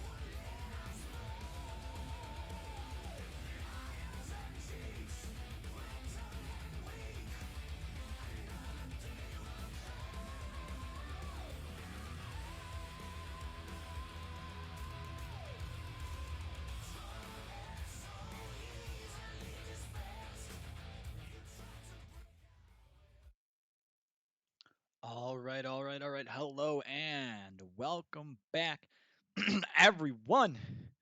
Pro draft is over. We're back. It is game number 2. We got Feed the Dream on the blue side versus Rawr on the red side, staying on the same side. And we're ready for us game 2 action. Golden, what are you looking for in game number 2? From the draft, it's looking pretty spicy. I think for the side of RAR, they're gonna need to actually push the advantage that they're getting from their CS leads. The Katarina did not leave mid lane the entire game, and also built a Death Stance, which I think was a very incorrect build and a waste of 3,500 gold for that. Um, so I think what we need to see here is RAR move around the map more and get pressure. They took early towers, but they weren't able to get any increasing vision onto into the jungle of FTD. And FTD was able to make picks. Rar gave up some kind of questionable dragons that helped FTD get the lead and get towards the Infernal Soul. So I think Rar just needs to push their lead, get vision, and actually like stand their ground at the objectives, especially when they have the upper hand and have the positioning for those objectives. For the side of Feed the Dream, just keep doing the same thing. Maybe for BNJ, be able to pick up a few more kills or position a little bit better in these fights. Overall, I think they did fine last game, though, so we'll have to see them continue on that path for this game. All right, we are about to get into champ select. Someone going to the bathroom because always got to get that bathroom break. Always, hey, you can't be Yeah, we, playing when we you can't have any gotta. more pauses. Yeah, no legal pause, please. We already played legal pause last game. But yeah, we will be getting into champ select in just a second. But yeah, last game pretty interesting. I mean, there wasn't a lot of, I would say, team fights. It was more kind of like skirmishes, small skirmishes. Yeah. There was about like 2 team fights, I'd say, but like it was kind of like one and done. They were like, all right, well, team fight. All right, we don't want a team fight. We don't want a team fight Yeah, anymore. it was a very skirmishy play style. They would pick up a kill and then they would take an objective. So I think it, I think we'll see more of that in this game. I think it all just depends on how the team comps work in the way that they're trying to get them to. We've seen Alawi ban. Obviously, that's a target ban for Feathers. A really solid Alawi player in any league. Just a solid Alawi player overall. The Rise ban again targeted at CLG Rampage. We saw him play that twice last week and really do well with it. The Urgot ban targeted at Feathers again. So we're seeing a lot of top lane bans thrown out here, trying to get target both top laners. The Olaf ban targeting Dog. Um, they could have banned out the Yumi here. I think the Yumi is really what adds ability to the Olaf overall. And they still have the option to pick up that Olaf or that Yumi with something else. I don't think they will. But again, I think a Yumi ban would have fit a little bit more there. We see Malphite into Ornn. Or Malphite doesn't do great into that matchup because you can't bully the Ornn well because he just has so much sustain in his lane. Oh, again, we see the Nunu pickup followed by a Sejuani pickup on the side of Feed the Dream. Sejuani, a solid tank to play into this, and again, more peel for the backliners of FTD in BNJ and I group. Group picking up the Xerath, a solid poke champ. Seems to favor those poke champs more over the hard control mages like a Syndra, like a Nivea, like a Zir. And really uses them effectively in the early game to get leads on his lane or just to play safe in his lane, especially when he's playing into something like Katarina or even in this case like Syndra, who's going to have quite a bit of kill pressure. Syndra is really strong right now, and we'll have to see how Neo is playing. If Neo can get an ultimate onto the Xerath or onto BNJ, it'll be a kill. All right. Well, first picks. Getting to the second pick ban phase. Xerath in the mid lane, like you said, I am really potent on these poke type of champions. The Lux, Xerath, really good on these control mages mid that have heavy poke. Neo electing for that Syndra. Did not Katarina was banned away, so he could not play it again and was banned in the second rotation. And okay, well, looks like someone dodged. More League of Paws, by the way, guys. Um, well, this is Pog. League of Pause. It's like League of Draven, but it's just pausing, so it's just as good. So yeah, we are gonna be chilling here. But yeah, was Rawr, yeah, Rawr's tilted there. Doki gets no chip. Um, so we're just gonna sit here and wait. But yeah, we saw some of the comp. With that orange Sejuani Zerath, really big tank comp, got that huge front line, and Zerath just gets to poke them out in the from the back line. Lots of um good comp there. They also for Feed the Dream did elect with the Ash Leona bot lane, I remember. And Leper Koopa and BNJ really well known for that Ash Leona play in the bot lane. They seem to have things down when they play that. They always try to float towards these picks in the bot lane, and seem to do pretty well on it. So Yeah, I like the Ash Leona pick a little bit better than I like that Ash Yumi pick. You're actually setting up with the Leona a bit more. You have CC and you can actually peel for the Ash. I do like this pick more overall, especially since you don't have that kind of hard carry in the Olaf. In the jungle, the Yumi wouldn't have been a great pick here. It's not going to really do a lot on the Sejuani unless you are going full AP, but that build did get nerfed quite a bit ago. So the Leona will actually be able to peel for the Ash here. I think what we're missing is a little bit of damage for the side of Feed the Dream. They do have the Xerath, but him trying to burn through the side of Rawr is going to be difficult. Again, Ash is going to be able to pick up the Bork and burn through the Malphite and the Nunu. But I'm a little concerned that the Kaisa with the Lulu ult combo and the Syndra will be able to pick off the backline of Rawr. Obviously, I was thinking that last game with the Katarina, so we'll have to see how this goes again. Feed the Dream was able to play pretty well around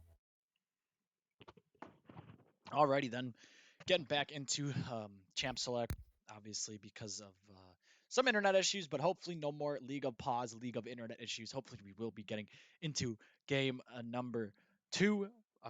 But you know what? Might as well.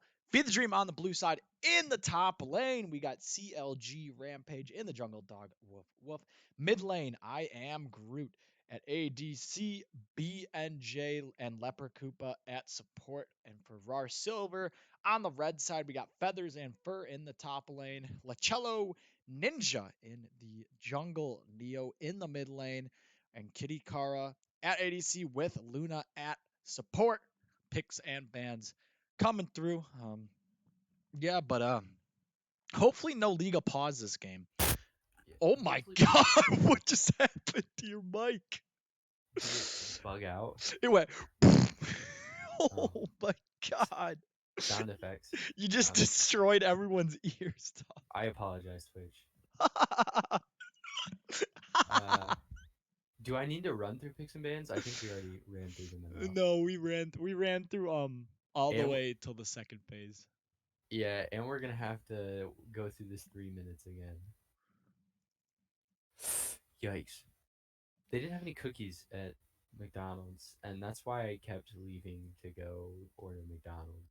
So sorry about that. What, you tried to get cookies at McDonald's? Yeah, bro. Bro, They didn't have them. why? I don't know, man. Wait, I dude, don't we know. got the purple coming through for Rawr. They got the Kaisa's got purple, Syndra's got purple, Nunu's got some purple. I don't think Malphite has any purple. Malphite does not have any purple unless he's playing Darstar or what is it? I don't Isn't it know. like the Galaxy Malphite? What's the newest one? I don't know, but they got the Lulu. Lulu's purple. They almost all match. They just needed to pick like a Cho'Gath in the top. All right, lane. Rawr's inting. They lose game 2, confirmed. They lose game. Yeah. Yeah. I mean, Feed the Dream had some blue going on. They did, but then they picked the Orin and Leona. Did you get it? Did I get what? My friend's trying to watch me cast for a second. Oh, okay. Yeah, Rawr is tilted, man. They lose. They lose. But CLG Rampage is on the Orn again. So I'm Yeah, I'm and surprised they let it go.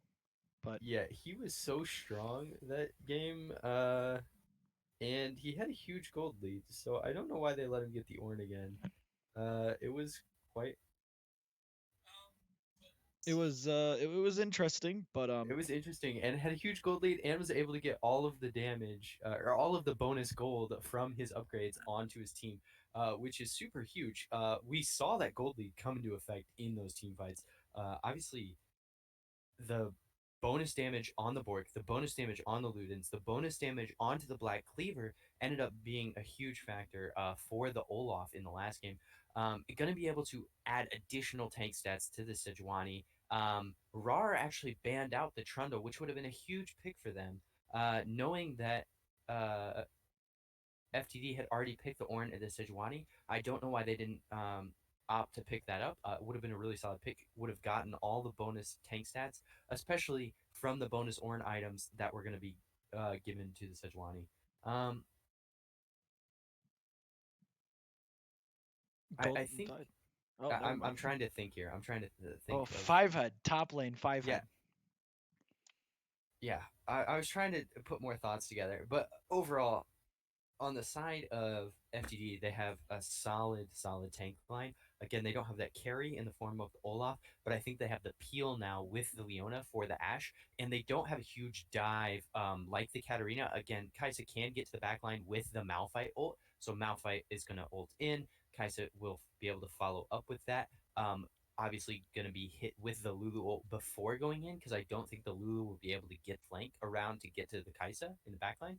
Um, but I think with the Leona is going to be able to lock down that Kai'Sa really quick. And with the tank Malphite that I'm assuming we're going to get, I don't think they're going to have the damage to burst the Ashe quick enough unless the Syndra can also get to that backline. But again, you're going to have to fight through an Ornn, you're going to have to fight through a Sejuani, and you're going to have to fight through the damage that the Xerath is going to be outputting from farther back than even the Ashe.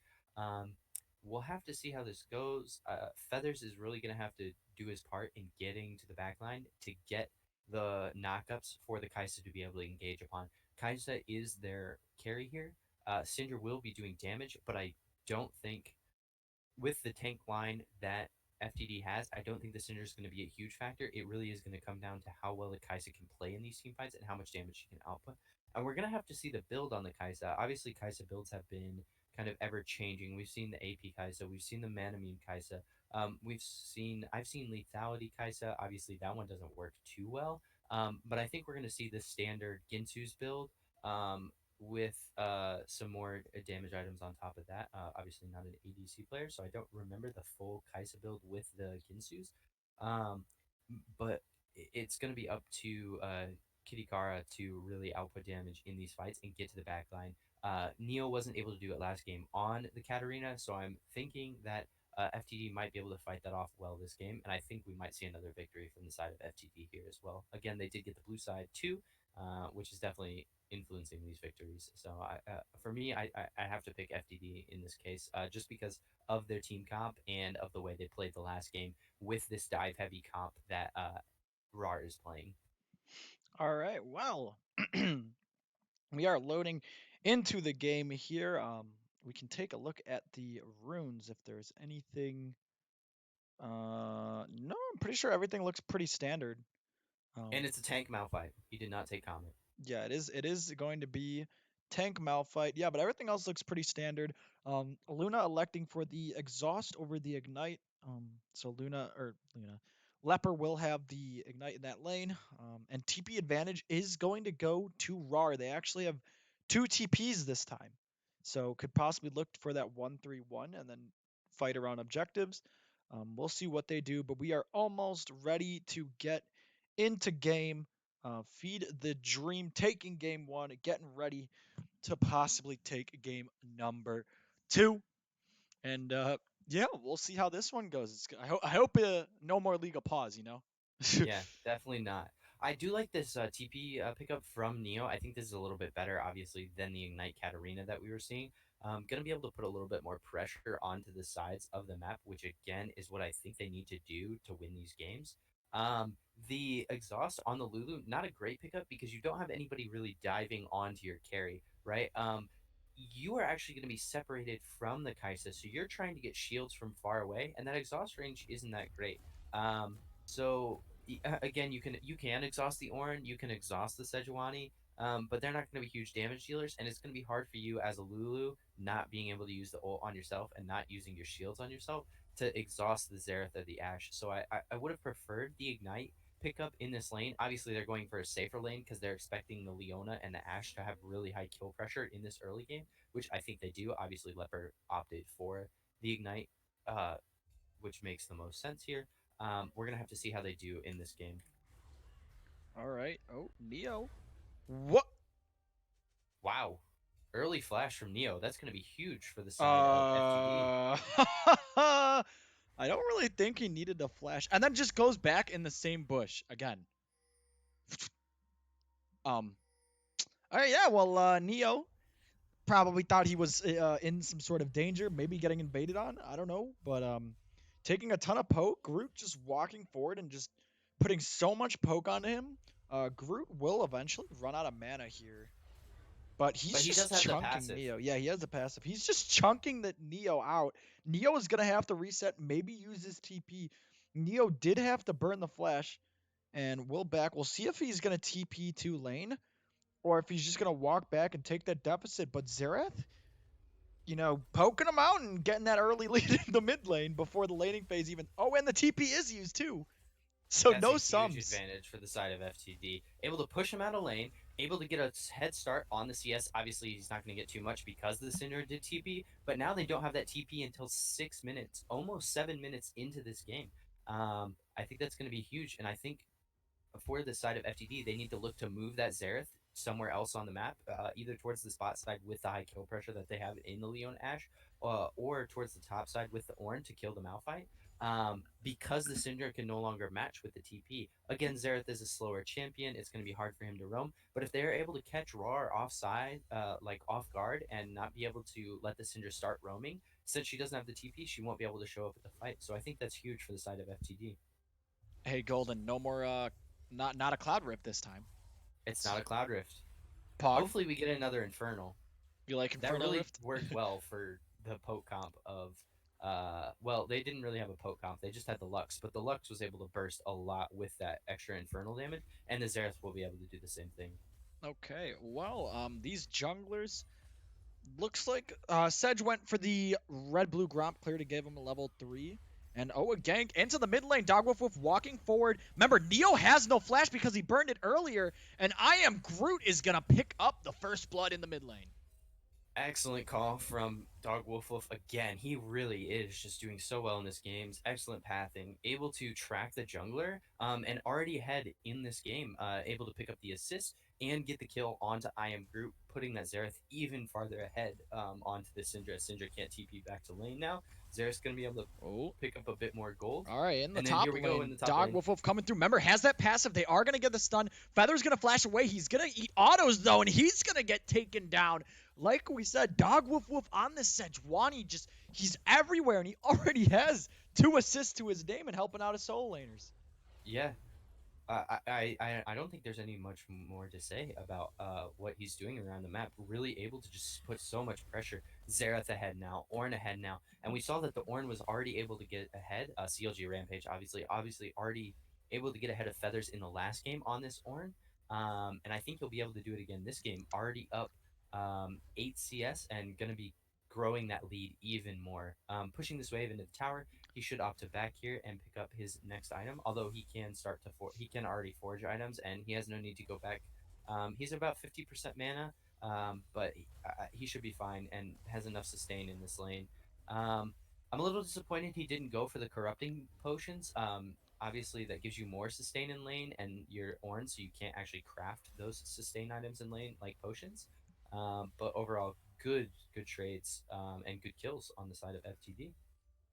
Yep, a nice play by the side of FTD. Leper Koopa gonna catch out Luna. We'll see if Luna does flash. Exhaust is used. He will flash. It looks like he might be able to get away. Remember, Koopa Sola's flash going to flash forward, land the stun. Luna still walking, a bunch of damage actually being taken. Leper, you might have went too far forward, and Cello's going to kill him, but looking back at the mid lane, Neo just getting camped. It feels bad. He falls down. Ornn with the TP. The slows come through. BNJ walking forward with the flash auto. Gonna pick up Cello, and all over the board, Feed the Dream is just rolling Rawr right now. Yeah, already up almost 2K. Able to get more kills onto the Ashe, another kill onto the Xerath. Leper did walk a little bit far ahead there. They did have vision on the jungler, but great TP for the Ornn, able to pick up another assist, and still is staying even in CS with this Malphite. Headed back to lane, doesn't have his TP, but he now has a sustain item, so he'll be able to hold that lane a little bit longer. And again, Dog Wolf just absolutely crushing this early game jungle. He is behind in CS, but I think it is for the advantage of his laners this game. He is a Sejuani. He's going to be able to stack anyway. And I think he's just getting more done than this Nunu right now. All right, well, yeah, Neo is just getting destroyed in this lane. Probably, honestly, a little tilted. So, I mean, if you're on the side of Feed the Dream, you just keep camping this guy. It looks like he's a little bit tunnel vision right now. He's actually down 800 gold in this mid lane, which is a lot for only 6 minutes in. Remember, still doesn't have that TP back, and Cloud Drake did just spawn, so we'll see what they do here. Yeah, I think FTD is going to look to set that up. Here we go. Ornn onto the Malphite. Just some trading. Going to be able to get more CS here. It looks like FTD is pinging the dragon. They know that the Nunu's on the top side, so they just go for the dragon Okay, here. he just walks around there. He's just going to walk out. Synergy Rampage with the fancy footwork. Cello somehow not being able to hit the snowball. And Rampage is going to walk out. Yeah, FTD should be able to take the dragon here. They know where the Nunu is, but Sejuani had backed, so I don't think it is going to happen right now. We're going to have to see them either find the Nunu again all right. on the top Well, side. this could be a solo kill in the okay, well, I didn't even get the toggle on and off the scoreboard. It was a solo kill for Rampage, and in the bot lane, they are going to pick up the Drake. Feed the Dream is just destroying Rawr in game number 2. They're doing really good, and we'll see if they can keep growing on their lead. Able to pick up the first Cloud Drake of the game, grow that lead to another at 1K, almost 2K now. In the mid lane, we have. I hit the wrong buttons. We have an 800 gold lead for the Xerath, and we have even gold lead in the bottom, but a 500 gold lead for the Ornn in the top side. Able to pick up that solo kill. He did back, and it looks like they are switching to go set up for Rift Herald for the side of FTP. The bot lane is moving to the top side. Honestly, I think this is a really good play. The Ornn is going to be able to hold into the Kai'Sa and Lulu. The Lulu has no Ignite, and they don't have the kill pressure on him under tower. Ornn's going to get all this solo XP in the bot side. And FTD is going to be able to pick up the Rift Herald. All right, well, stun going to come through in the mid lane. It looks like, I don't know what Nunu was doing, but he missed his snowball and hit the wall instead. All right, well, missed the snowball. You know, everyone misses the snowball. Maybe not. Cello's having a bad game on this Nunu, so we'll see if he can rebound from this. But yeah, Rift Herald is started up. Feed the Dream should just get this for free because of the back coming out of Cello. And yeah, Feed the Dream just having a really good early game. Yeah. I think they're going to opt to use this in the mid lane to set up for this next dragon, which is in... Oh, wait. Why is it not appearing? You're trolling. My timer is in... Oh, no, it is correct. It's 3 minutes. Yep, 3 minutes and 15 seconds. 3 minutes. So they'll pick up this Herald. They might use it topside to get more plates, more gold into the Ashe right now. But I would hope they would actually use it in the mid lane, get this pressure off, and get the Xerath out of the lane so he can move to another lane and start putting pressure there as well. And they can pick up this dragon in the next 3 minutes. They're going to start to set up vision. God, oh my Neo. Lord. That is so much damage onto Neo. Already not having a good time in this lane. Just keeps getting poked out. The ultimate's going to come out. Oh, oh my God. Neo actually had to flash that, even though it didn't show it to us. Was going to get hit by that third one, it looks like, and he's going to have to flash and back away. So Garut is just destroying Neo in this lane right now. Yeah. And Rift is going mid, too. Yep, there we go. Perfect call. They're gonna not pick up this second plate, but they're still gonna get a lot of gold onto the Xerath, and put him farther ahead of the Syndra. Syndra's gonna have to TP back into lane, and they're not gonna pick up that final plate. Right. Um, Feels bad, man. Feels bad, but they are gonna be able to get the dragon here. It is up in 2 minutes. I just tried to ping it, and I forgot that I'm not actually playing this game. Um, Dude, ping it, bro. You're trolling. hmm. All right, well, Leper Koopa gonna go in. They're pulling the trigger onto the Lulu. Remember, Lulu does have ultimate, can probably survive through all of this, but it doesn't matter. BNJ going forward, gonna pick up the kill onto Luna on that Lulu, and a nice play by them to pull the trigger and punish the misstep by the Lulu. Wait, chat Twitch stream can see my pings, right? No, You can see my pings though, right? no, we did this already. Well, it doesn't matter because Neo getting Oh. camped in the mid Oh. lane, and he is gonna die again. He is 0-3 on this. Groot and Dog Woof Woof are just teaming up, and they're saying, all right, Neo, you want a party in the mid lane? We'll give you a party. And they are just repeatedly killing him over and over again. And we only see one death on the side of FTD, and that's on the Leper.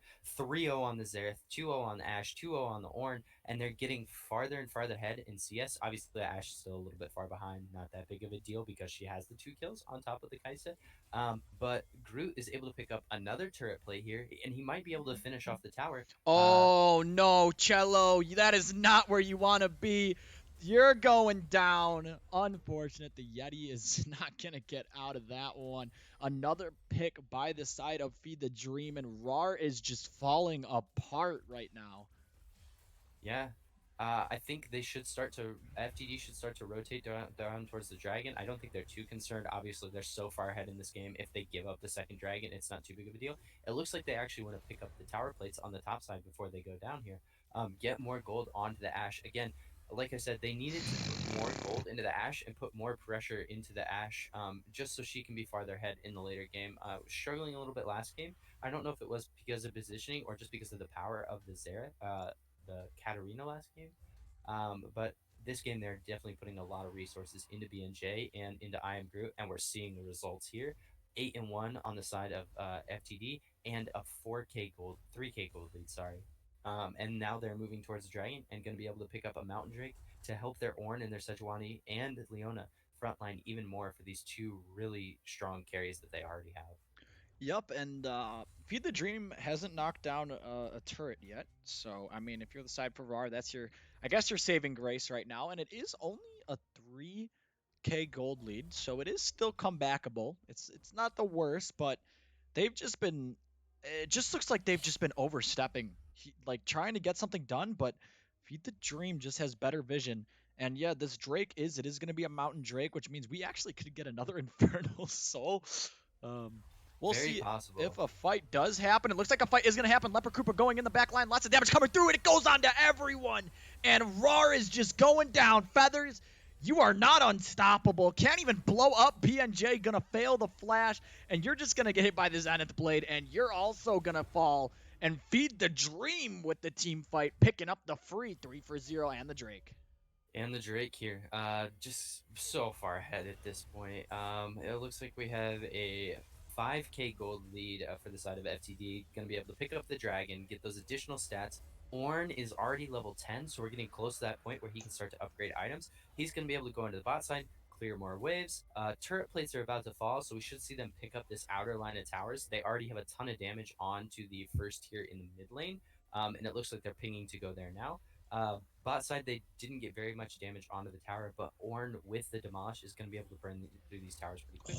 And then on the top side, did he just get 610 gold from getting the tower? yeah, because it was first tower, he got the last plate, and it was solo. That is so much gold into the already fed Xerath. He's 2K gold ahead, by the way. Yeah, there's a 6,000 gold lead with the two Drakes. Look at the gold lead in the top side and in the jungle. Yeah, it's just a stomp basically everywhere. Like this and is Leona crazy. is 800 gold ahead of the Lulu. Wow. All right then. Well, it is Infernal Rift again, by the way, just for you. I paid off I'm the excited. I paid off Riot Games. Yes, I like to Puggers. hear. If it wasn't, I was gonna start DDoSing. You're gonna have to Okay, get maybe used to it. Leper Koopa going a little deep. Remember, his team is not nearby. It is a 2v3, but we'll see. The The Ash Sejuani is there Arrow though. will land onto the Nunu. It's going to be a fight coming through. Zerath is here. Feed the Dreams members are walking forward. Nunu is going to be a little sad after that one. And it looks like they're also going to pick up the Kitty Kara going down also. TP coming through from the Ornn. We'll see if the Ornn Horn is called. It actually is called. Will it land onto Neo? It does. Feathers does has that unstoppable ultimate. We'll see if he wants to pull the trigger. He does. He will land it onto 4 members, but he can't take out the Koopa. And that's going to be, I believe, a 3-for-0 again for the side of Feed the Dream. And they're just going to take the Rift Herald and get even more gold. Yeah. Uh, uh, Continuing to grow that gold lead. We're now 8,000 gold ahead at 15 minutes, able to pick up the second Herald. They're going to be able to use that top lane, get more gold into the Ornn, and I think at this point it's safe to say that FTD will be able to run away with this game. I think it'll be really hard for Rawr to get ahead or to catch back up. The gold lead is just so massive, and the Syndra is so far behind at this point. And again, the Malphite doesn't have enough damage to burst through the Ashe, so they're not going to be able to kill the backline quick enough to maybe even get maybe even a 4-for-1 trade or a 4-for-2 trade. And I think FTD is just going to continue to run through this game unless we see a big mistake like Leper maybe getting caught out, but obviously he's so tanky with the pickup of the Aegis Shield and the Glacial Shield, Glacial Shroud. That's an Aegis of Legion, not a whatever I call it, Aegis Shield. Um, and I don't think we'll see any huge mistakes from the side of FTD. They're playing really clean right now. They're sticking together as a team, and I think Leper Koopa really knows how to call when he can go in. He understands the limits of his champion, and he knows how tanky he's going to be in these fights. Um, and in the extended fight, Rawr will not be able to win. They have too much burst from the side of Syndra, and then the Kaisa is just so far behind at this point. Doesn't even have her first item, while the Ashe is already through the Bork, and the Xerath already has the 2 flat pen items of the Oblivion Orb and the Sword Shoes along with his Ludens. So I don't think Kaisa will be a problem here at all. We should see FTD setting up for the next Drake, which is in 120, which is the Infernal Soul, like you said. And they're going to be pushing down this bot side to get that final outer tier tower and continue to press their vision Oh, around the okay. The top trigger side. is going to be pulled on to Kitty Kara, but we're going to look at Cello. It doesn't matter, though. Oh, all right, well, you're going to get clapped to death by the Brittle. Ultimate coming in. Feathers coming from left field. Going to land the smackdown onto the Ashe. Luna taking a ton of damage. Going to have to flash. Ornn with the response flash. They're going to pick up the Lulu. They're going deep onto this Malphite, possibly taking a lot of damage from the turret, though. So I don't know about this. Koopa going to have to back away. Rampage also backing up. They should just get the tower and then try to kill Feathers. Xerath is actually also zoning on the top side of the map. 2 members. Feathers going really low. They still haven't taken the tower. They finally do get it. Ornn getting the clap onto Malphite, and Cello gonna have to back out, taking so much damage. It was a 1v2. Xerath was able to zone out He the might be able to Syndra get the final kill and here. the Oh, Nunu. Uh-oh, Kaisa stepping forward, gonna eat the stun. He's going 1v3 mode. He's going a little too deep here, and he is just gonna actually walk away 1v3. Big zoning, and he's gonna poke the Nunu even more. And Feed the Dream is just absolutely dominating. The kills are 17-2. The Drake is up. They're going to pick up the 3rd Drake, put it on Soul Point, and at 18 minutes, they almost have a 10k gold lead. yeah, we see a little bit of sloppy fighting. Obviously, the Ashe was able to get picked off by the Malphite and give the shutdown to the Malphite, but not able to pick up huge items. And I don't think it's too much to worry about. They do pick up the Soul Point, or they do pick up the dragon that puts them onto Soul Point, and they do get the full outer tower ring down. And we can see the vision of FTD is really solid around the bot side of the map. There we go. Around the bot side of the map, they need to start setting up their vision around the top side of the map. They don't have any vision on that side. They have great vision around the dragon, which they just picked up. They need to move these control wards to the top side, get them around the back side of red, and up towards the exit points of Rawr's base, and they can pick up this dragon easy. Again, Rawr can't answer. They don't have the power to 5v5 team fight at this point. So I think FGD should be able to pick up this Baron for free. Yep, they should be able to pick up the Baron. There's not really much Rawr can do. They kind of just have to try to turtle this one out. The Xerath is just absurdly strong. Rampage almost at that level 14 to start upgrading the the items. So we'll see which item he does elect to upgrade. I would say you'd probably upgrade the Luden's Echo because the Xerath is super fed. Just give him that extra damage. Yep. But we'll see what he does end up upgrading here. I don't know what Cello's doing. He's chilling there. Um, but looks like Feed the Dream is gonna try to death bush someone, and we'll see if anyone does fall for it. Otherwise, they might just try to go for this Baron. Remember, Orin is on the bot side and does have TP, so he can also just TP. Um, but yeah, might be a fight. Oh, Leper. Okay, the arrow's gonna be used. Flash coming forward. Leper trying to go deep, but they can't find anything. Leper having the flash forward, and it is only going to be burned for Feather's ultimate.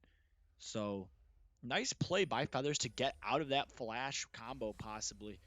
But they're still gesturing to this Baron. Remember, Ornn is just super strong. Might actually 1v1 the Kai'Sa. Ornhorn coming out. Kai'Sa gonna try to dodge out of that, but doesn't. Flash even gonna have to be used. Being forced back to her tier 3 tower. Meanwhile, Dog Woof Woof and them are just taking the Baron. It is down to 5k. Cello actually backs. He elects to reset instead of helping his team, and now it's going to be disaster for Rawr, taking so much damage. Feathers can't go in. Exhaust coming onto the Sejuani, and it is going to rain from the sky as Xerath is going to shoot them down, and they should be able to either push mid or just, honestly, they could just go for Baron here. I don't think Sejuani has enough HP for that. That's the issue they were having. They weren't able to burn through the Baron quick enough, but they were able to call that really well, peel off the Baron, and pick up the kills onto the Syndra and onto the Lulu.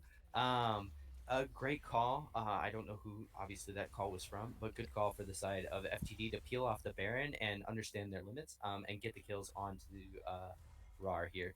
They extend their gold lead. They are now up 10k officially. They're gonna reset here and probably reset up for this Baron again. Um, Cello is really struggling here.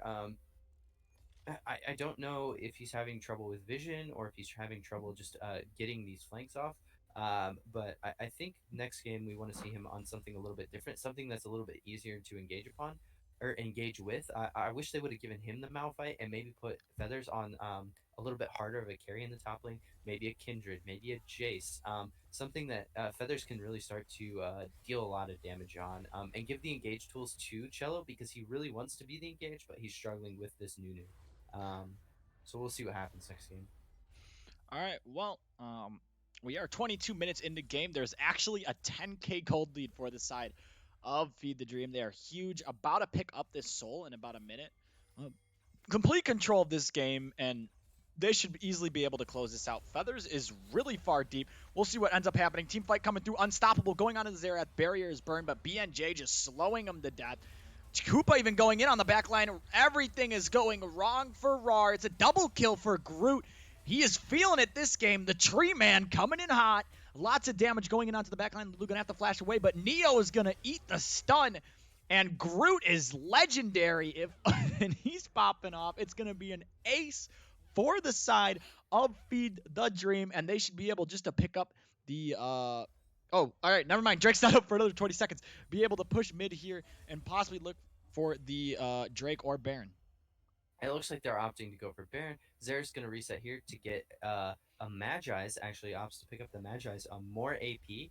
And obviously, he's picking up so many kills that it will be useful. It would have been nice for him to pick it up a little bit earlier. He gets the needlessly large rod. And he is sitting at about 200 AP.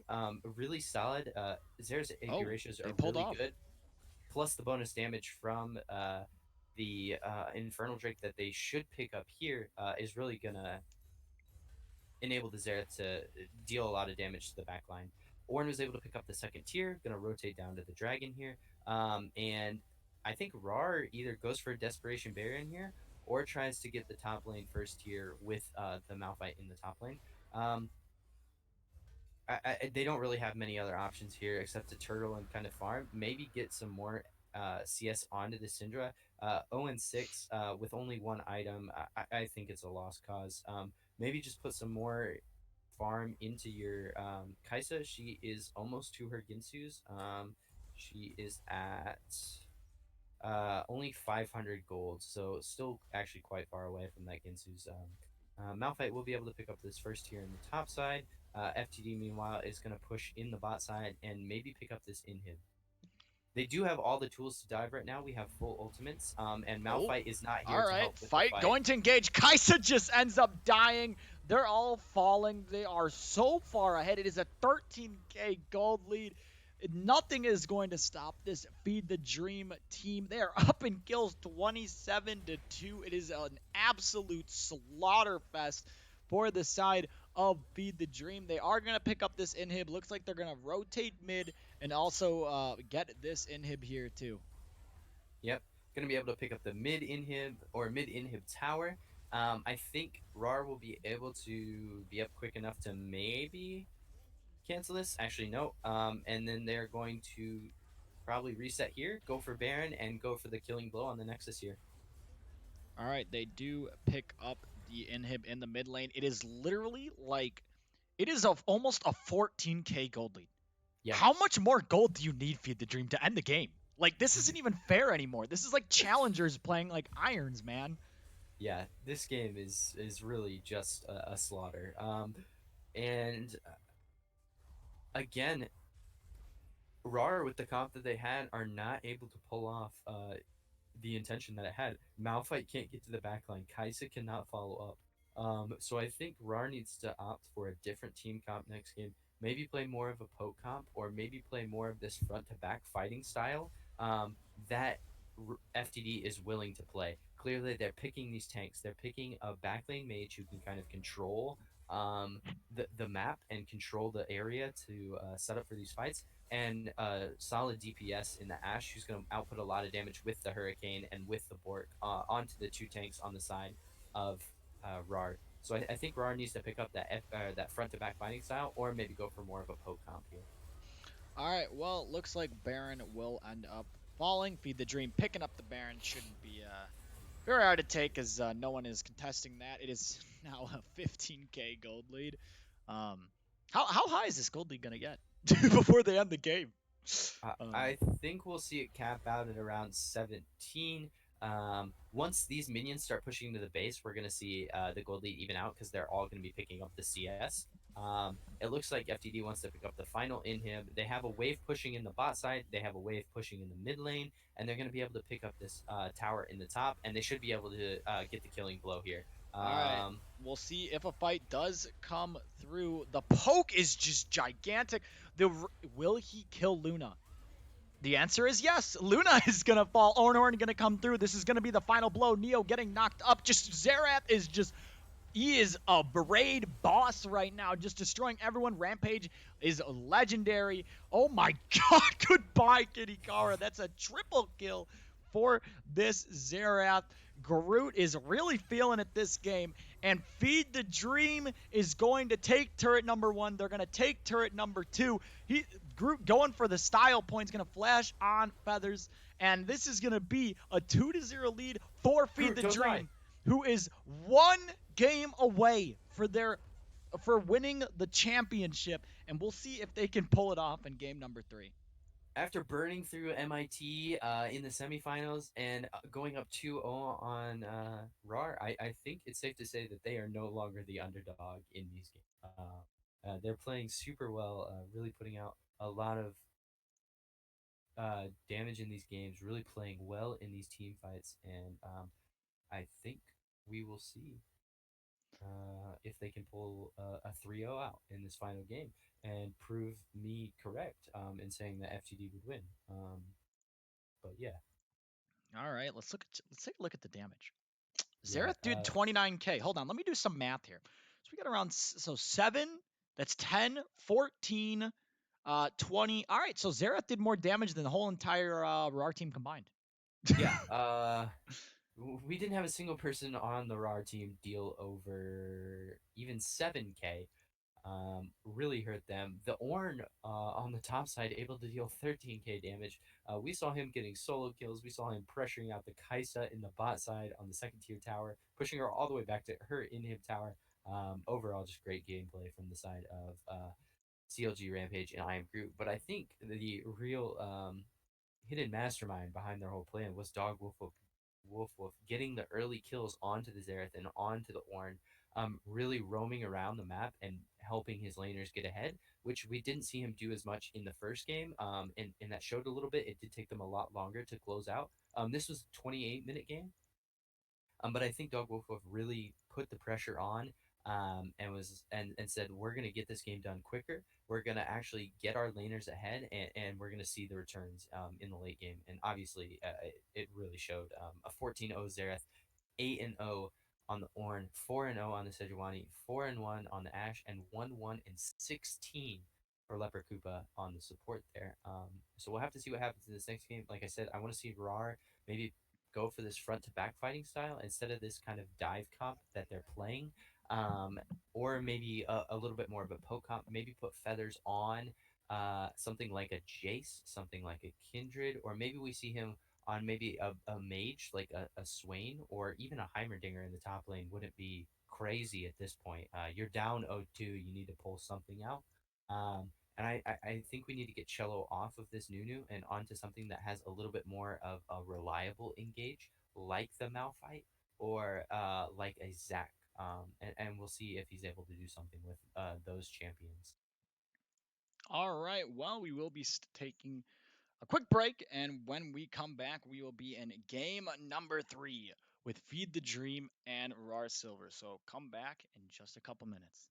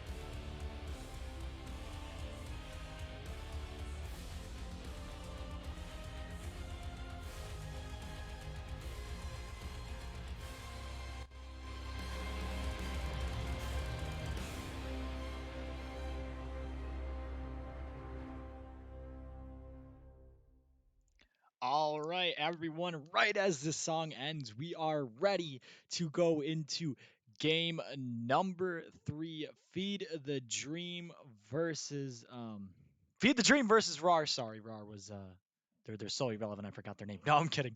Rawr is gonna be on the blue side this time, and Feed the Dream will be on the red side. So a change of scenery for a little bit, but Feed the Dream is one win away. They are right there for the first time in organization history to finally pick up a championship. And we'll see if they are ready and if they can do it. They're right there, one win away. They took down MIT. They've taken down the Juggernauts, but can they finish off Rawr and a different roster coming through for game number 3? Yeah, we see a different roster on both sides. Actually, Dog Wolf being replaced by Vandrel in the jungle. And then on the side of Rar, we have Elite Omega coming into the jungle, Tiger Stripes coming into the mid lane, and the Rejected King coming in for ADC. Both Feathers and Luna are staying in at top and support. Um, I think the mental boom that Rar has gone through could be reversed still. There's still a chance that they can pull this out, but I think FTD is on track to make this a 3-0 game. Um, Again, Dog Wolf did have a lot of power and influence in the last two games. More so, he did carry in the first game with the Olaf Yumi, but in the last game, he did move around the map and got his laners ahead. So we'll have to see if Vandrel is able to repeat that for his team, because I think that's key in them winning these games. Um, so we'll have to see how Vandrel does here. The rest of the team overall stays the same, so I'm not too concerned about them. I hope to see them continue with this kind of like mid lane kind of poke, or and then their kind of backline ADC with a lot of damage. Obviously, I can see the comps, so I'm just saying what I just want I just want you guys to hear what I was thinking prior to the comps being picked. Both those teams, FTD did not pick that comp, and RAR looks like they're picking something a little bit different, a little bit less of a dive comp. So you guys will see that once we get into the screen now. And I think we're about ready to get into draft here. All right, well, we are ready about to get into draft. Feathers actually made the call to sub out their starters and put in the subs who necessarily didn't get a lot of play time during the regular season. They wanted to bring in their subs who maybe haven't had any competitive experience. So Feathers being a feels good man, putting in the subs that wouldn't get a lot of play time on Rawr. And hey, I mean, what better time to come in? Might have not played any single games, and you know what? Might as well put him in for game 3. You're against the ropes. You've got nothing to lose here. It is game number 3. You're down 2-0, and you might as well say, well, you know what? Let's put these kids in and see what they can do for us. Yeah, I think that's a respectable position from. I assume Feathers is the org leader for RAR. Doki is, but Feathers is one of the captains. Okay, yeah, He's like, respectable decision. Obviously, again, yeah, they have nothing to lose. They're against the ropes here, so I mean, we'll have to see what these kind of newer competitive players are able to do here. Um, Ban's pretty consistent from the prior two games. We do see the Vladimir ban for the side of RAR, again targeting CLG Rampage, and the Rakan ban for Lever Koopa, a really solid Rakan player. We see the Urgot and Alawi taken away from Feathers, and then the Orn pick actually banned away on red side, obviously because Rar has first pick and could pick up that Orn. The Kale pick here, Kale is not really strong right now. Maybe with the new Bork changes, she does get a little bit of an advantage. But I would like to have seen them pick something that's more reliable damage. Again, I did say I wanted to see Feathers on some kind of carry. I don't know if Kale is that pick. Kale is just too weak right now in the early laning phase to be able to get anything done. So we'll see how this pick goes. We see a Trundle picked in the jungle, along with a set top for the side of Feed the I Dream, love putting cheesecake. CLG I love Rampage on cheesecake at another nighttime, carry, real and late at night. Vandrel onto this kind Cheesecake. of. Trundle's not a super carry, but he does work well into tanks, and he is going into the Amumu now, so he will be able to pick up those bonus tank stats. Yep. So we'll see. Vigar is picked in the mid lane for Tiger Stripes. Vigar Kale is actually kind of disgusting. That is going to be so much damage in the late game. Yep. So I mean, hey, Rawr's looking pretty good with their comms so far, and on top of that, on the on the side of Feed the Dream, picking up the set in the top lane with the Trundle Silas. So a little bit of a different play style here. Maybe not pulling out the poke middies. Instead, he's going for the Silas, which Silas is a pretty nutty champion right now. So uh, yeah. Silas does have a lot of damage output and a lot of healing. And for the side of Rawr, they're not going to have a lot of tools to counter that healing. They will be able to build Amarellos on the Vigar, but again, they won't want to rush that item on him because they won't get the bonus stats that they need. They'll probably just want to stick with the Oblivion Orb. And the Kale's not going to be able to build a Morello's or an Executioner's Calling. It just isn't great with the build she probably will be going. We see the Ash picked up here for BNJ. Played it in the last two games, pretty consistent on it. First game was a little bit rough. Second game, however, really popped off on it. And then we see the Aphelios for the Rejected King here, picked up with the Braum for Luna. And then Leper Koopa's final pick will be a Leona. So we have the Ash Leona in the bot lane, the Silas in the mid lane. Good peel for the Ash and a little bit more dive for Groot. We'll see if he can pump out the damage like he did on the poke champs of like he did on the Lux and the Xerath. And then Set able to dive really well here. So we're switching roles a little bit.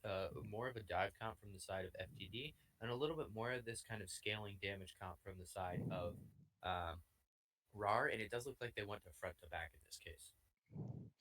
All right, well, this is it, man. This is game number 3. It is Rawr on the blue side. In the top lane, we got Feathers and Fur on the Kale. Elite Omega in the jungle on that Amubu. Tiger Stripes in the mid lane on Vigar. The Rejected King on the Aphelios. And Adore Luna on that Brahmin. For red side, we have CLG Rampage in the top lane on that set with Feed the Dream. Vandrel in the jungle subbing in with the Trundle. I am Groot, the Tree Man in the mid lane on that Silas. BNJ, the team fight positioning god on the Ash. And Leper Koopa, the Boomer on Leona. So we'll see how this one goes. We got 3 minutes till we get into the game. And yeah, it's going to be a good one. This is it, man. If Feed the Dreams right there, they need one more game, and they're gonna have a chip, like Doki says. They're gonna get that chip. So we They will. will finally have a championship in their org's roster, or not roster, in their org's collection. Sanguine, I can't scream I love cheesecake because my parents are asleep. I'm not gonna wake up my father being I love screaming, cheesecake. I love Cheesecake cheesecake. at nighttime, real late at night. Cheesecake. No, I can't scream it. It's okay. Someone else screamed it for you. I am excited for FTD to win. I cannot scream either because I live below old people. Golden's like, okay, guys, I love cheesecake. I want you to cast how cheesecake is made. Hold on.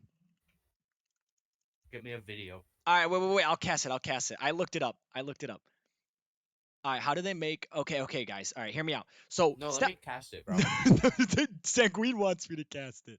No, Sanguine, you want me to cast it. I'm the color caster. Let me But cast it. but step one, you gotta get the cheesecake recipe. Like there's so many out there. What are you gonna pick, Golden? What's the go-to cheesecake recipe? Oh, definitely like either a turtle cheesecake or just a classic strawberry cheesecake. The classic. But like you pick the cheesecake, right? And then cast it like there's a fight going on in the ingredients. What are even the ingredients for cheesecake? Uh, It cheese. ingredients for cheesecake. I'm pretty sure it's like milk, eggs, Wait. I'll actually do this for the meme. some kind of heavy cream. All right, all right. What is? I don't know. I'm just gonna pick one thing. Oh, cookie cheesecake sounds so good. Chocolate cookie cheesecake. That sounds OP. All right, all right, all right. All right, I got you. I got you. So, all right, here we go. So you got the 2 tablespoons of butter. They are melted, going in with the 1 teaspoon of ground cinnamon. They make that really good synergy. But then coming out of nowhere, you got the 1 1/4 cups of white sugar. But then you got to also watch out that big team fight ultimate of the 2 pounds of cream cheese. And remember, the cream cheese is softened. But you got to remember, you've got the 4 eggs. Where are the eggs going to come from? All right. Where is it going to come from? Is it going to come from the left? Is it going to come from the right? Is it going to be the flank, the TP flank with the 4 eggs? That's going to be huge. But at the end of the day, you got to know the 16 ounces of sour cream is ultimately going to come out on top.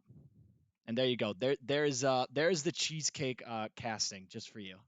All right, and look at that. We're in the game. That was excellent, by the Vanilla way. cheesecake. That was really good. I was Yeah, impressed with so that. real late at night. Cheesecake. we're in the game. That was pretty good. That was pretty good. Now I feel like I need to cast like some food or Clip it. You can clip it. Clip the cheesecake with the flank. That's funny. Oh, I wonder glacial augment. what could I color cast? Oh, I could do like some animal documentaries, bro. Dude, color cast be like, all right, he's gonna be sneaking be up like on the this prey, but what is his build? Is what's he that going one for guy the who tank? does those nature documentaries? Uh, I don't know. I know there's Bear Grylls, who's the guy that's No, like not in the wild. no. Let me look it up real quick. The first like minute of the game isn't gonna matter. The first minute of the game is not gonna matter.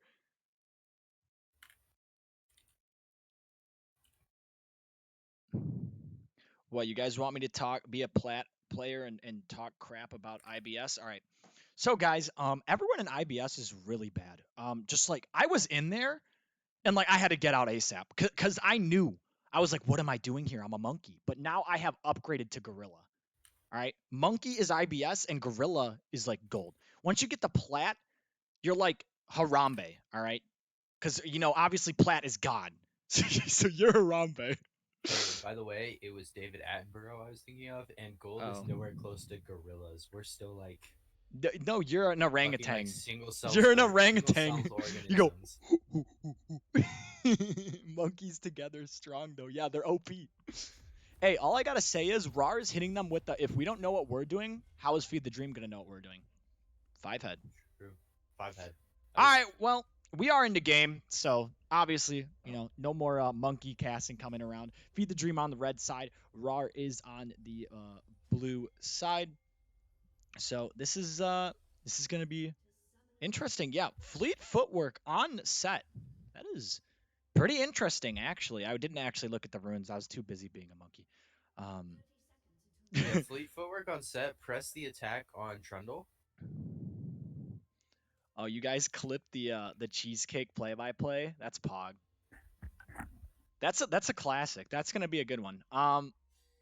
But we are getting into games, so obviously no trolling anymore. But yeah, pretty basic. You got Trundle dancing in the mid lane. Trundle's a troll, dude. It's a troll He is a versus a troll. mummy. Who wins? You think the mummy would win or the troll? The mummy. It's already undead. That is true. The mummy can't really die. It's already dead. Right. 5 head, big brain. All right. Well, That's why they pay me the big bucks. they pay you the big bucks. I don't get paid for this. Nor do I. What is happening? Wait, you do get paid for this. You get stream, bro. You can't let the audience know that. They know that. No, the audience needs to know I make no money, so they give me money. Okay, we're done. We're done. All right. Give Back Clutch to money. game. Back to game. Yeah, give me money, guys. I'm poor. All right, back to game. But we have both junglers electing to start on the bot side, and the early ward by, I believe that was, who was it, Vandrel, or was it Oh, no, it was Leper Koopa, does spot out the Amumu on the Raptors. So they will see his pathing. Mr. Krabs, yeah, I'm Mr. Krabs. But yeah, the Glacial Vigar is really going to bully set early on. We'll see, though. I don't think it'll be too much of a problem. And then the Kale probably going to get bullied early on against Yeah, the Kale's Set. gonna get destroyed here. Yeah. So, I don't know why you picked Kale, but hey man, Feathers whatever. wanted to flex on people. You told him to pick a carry. You Yeah, but baited him. not that carry. All right. Yeah, not much is really happening right now. Guess what, Golden? We've What? been blessed by the Riot gods. It is a Cloud Drake first Drake, so no Cloud Soul. Okay, dude. If we get 3 Infernal Drakes, I'm gonna lose it. Well, you paid them, so. I did pay them. Or no, wasn't I paid them? Oh yeah, you paid Riot with the money you don't make from streaming. Yeah. Okay. Well, it doesn't matter. On the top side, we got a 2v2 going on. Bandage Toss is going to land onto the Set. Set taking a lot of damage, but they don't win this 2v2. Trundle Set really strong early on. Elite Omega going to have to flash away. And a nice counterplay by the Trundle in this top lane to help out the Set with that gank. Help out the Set getting ganked. And we'll see what ends up happening because of this. It doesn't look like much is going to happen. Trundle should be able to get this Scuttle Crab. Could look to double Scuttle the Amumu and get a little bit ahead. But we'll see what does happen. It looks like the Trundle is going for a gank in the mid lane onto this Vigar. Although Silas has been pushing pretty hard, I think the Trundle should just rotate to the bot side, get the double Scuttle, get the Amumu farther behind, and then work his way towards the bot side to set up for this dragon. What do you call that play in the mid lane? Is that a gank? Or is that like, I'm going to run to your lane, soak up your XP, and make you tilt? It's a gank. Salty mid lane player. What do you mean? My name's best support main. Yeah, but you play mid lane in our league, so. True. Okay, well, bot lane, the Scuttle was contested. Vandal will pick it up. It's going to be... Oh, I hit pause. It's going to be a 3v3. I hit the wrong button. Looks like Vandal going to get taken really low, having to flash over the wall. Leper Koopa going in, landing the stun on the Aphelios, but the Zenith Blade going to try to get onto them. Groot flashing in, going deep, but Leper Koopa getting taken very low. First Blood might come over, but the clutch heal coming out of BNJ. Elite Omega taking a lot of damage. First Blood going to BNJ. Tiger Stripes going forward. Has no mana. Leper Koopa going back in. Oh my god, I'm going to lose my voice. It doesn't matter. Tiger Stripes getting auto-attacked. Going to land the chains going in. Groot going to end up killing the Braum, and it's going to be a double kill for the Silas, and I am dying. Yeah, that was pretty intense. FTD was able to turn that around onto the side of Rawr. I don't think that the Amumu has the damage yet compared to the Trundle. Able to steal, not steal, but able to gain bonus attack damage from his opponents by chomping on them. And I think they were able to just output more damage in that fight. They do have a little bit better early game. And the Ashe had great positioning there. Didn't lose much HP. Okay, he might flash forward, and he doesn't even need to. BNJ just getting the solo kill. He's 2-0-2. He's popping off, and they're already out to an early 1,700 gold lead. Like, wow. Alrighty then. Drake is still up. Groot is also really fed. Yeah, he's 2-0. Already has the revolver. Going to be able to get the bonus damage on those attacks with the shock. I think it's called shock. It's called Magic Bolt. But it shocks them. So it should be called shock. Yeah. But that's besides the point. I want to see BNJ like go for the trick shot, with the arrow, like shoot it through his leg, or like under his leg with one hand and like hit someone, dude. I think that'd be pretty pog. Yeah, that would be sick. I think Groot is getting kind of low. Oh, he's gonna get hit under a tower. The Kingslayer is gonna come through. The pillar will come through. It won't matter though. It is going to be a shutdown. Vigar will pick up the kill, but it is going to be a 1-for-1, so they will take the trade. But Tiger Stripes obviously winning out on that because he got the shutdown. Yeah, was able to pick up the shutdown there. Able to pick up the lost chapter here, and got quite a bit of gold from that. Up 10 CS as well. I think Groot thought he could take that trade a little bit longer and thought he would be able to keep Vigar in the tower for at least one extra tower shot, which would have made the difference in that fight. Really able to get a lot of heals. I think it was a little bit of a risky trade, but overall, not too big of a deal. It was only 150 gold bonus shutdown on that. and they do get more pressure and Hello, more cheesecake. gold into Hello, the cheesecake. Trundle Good night, overall. sir. The Trundle Really is good looking night. to invade here, Cheesecake. and it looks like bot side is going to Love be cheesecake. ganked here. Silas was looking to get a gank off. They had Hello, vision, and the cheesecake. Amumu was Hello, also there, so cheesecake. Good nothing night, comes sir. of it. Real late at night. In the top lane, we Cheesecake. just see the set taking advantage of this early lane against the Kale, um, and trying to bully her out of lane and keep her off CS for as long as he possibly can. All right, well, yeah, Vandal is actually level 6, and this Amumu is level 4. So that is a lot of a level difference. Feather's just getting time to free farm here. So he's just chilling, but it looks like he is gonna get ganked. I don't know if he has enough mana. Oh, he should just have enough mana for the ultimate from the corrupting pots, and he's gonna have to burn the flash, but will end up getting away. So does end up surviving in this lane. I do want to point out Groot has yet to place a ward this game. Um, Oh you know, boy, the tree man, hey, listen, all right, the tree man, he's just Groot. he's just Groot. He He's doesn't need just to Groot. play swords. He doesn't need wards, dude. No, no um, wards needed. Drake, he's gonna get a ward score. Wait, why didn't he get a word score? Didn't he just destroy a word? Yeah, I don't know Riot about that Games one. is trolling me. Okay, but gank in the mid lane. Groot does not land the chain. It actually goes on a minion. He does steal the primordial burst, and that's just bullying. That's just mean. You That's got abuse. Why do you gotta bully the Yordle, man? Well, they are gonna end up picking up Vygar the players kill. suck, by the way. They're Well, untalented. my team flames me.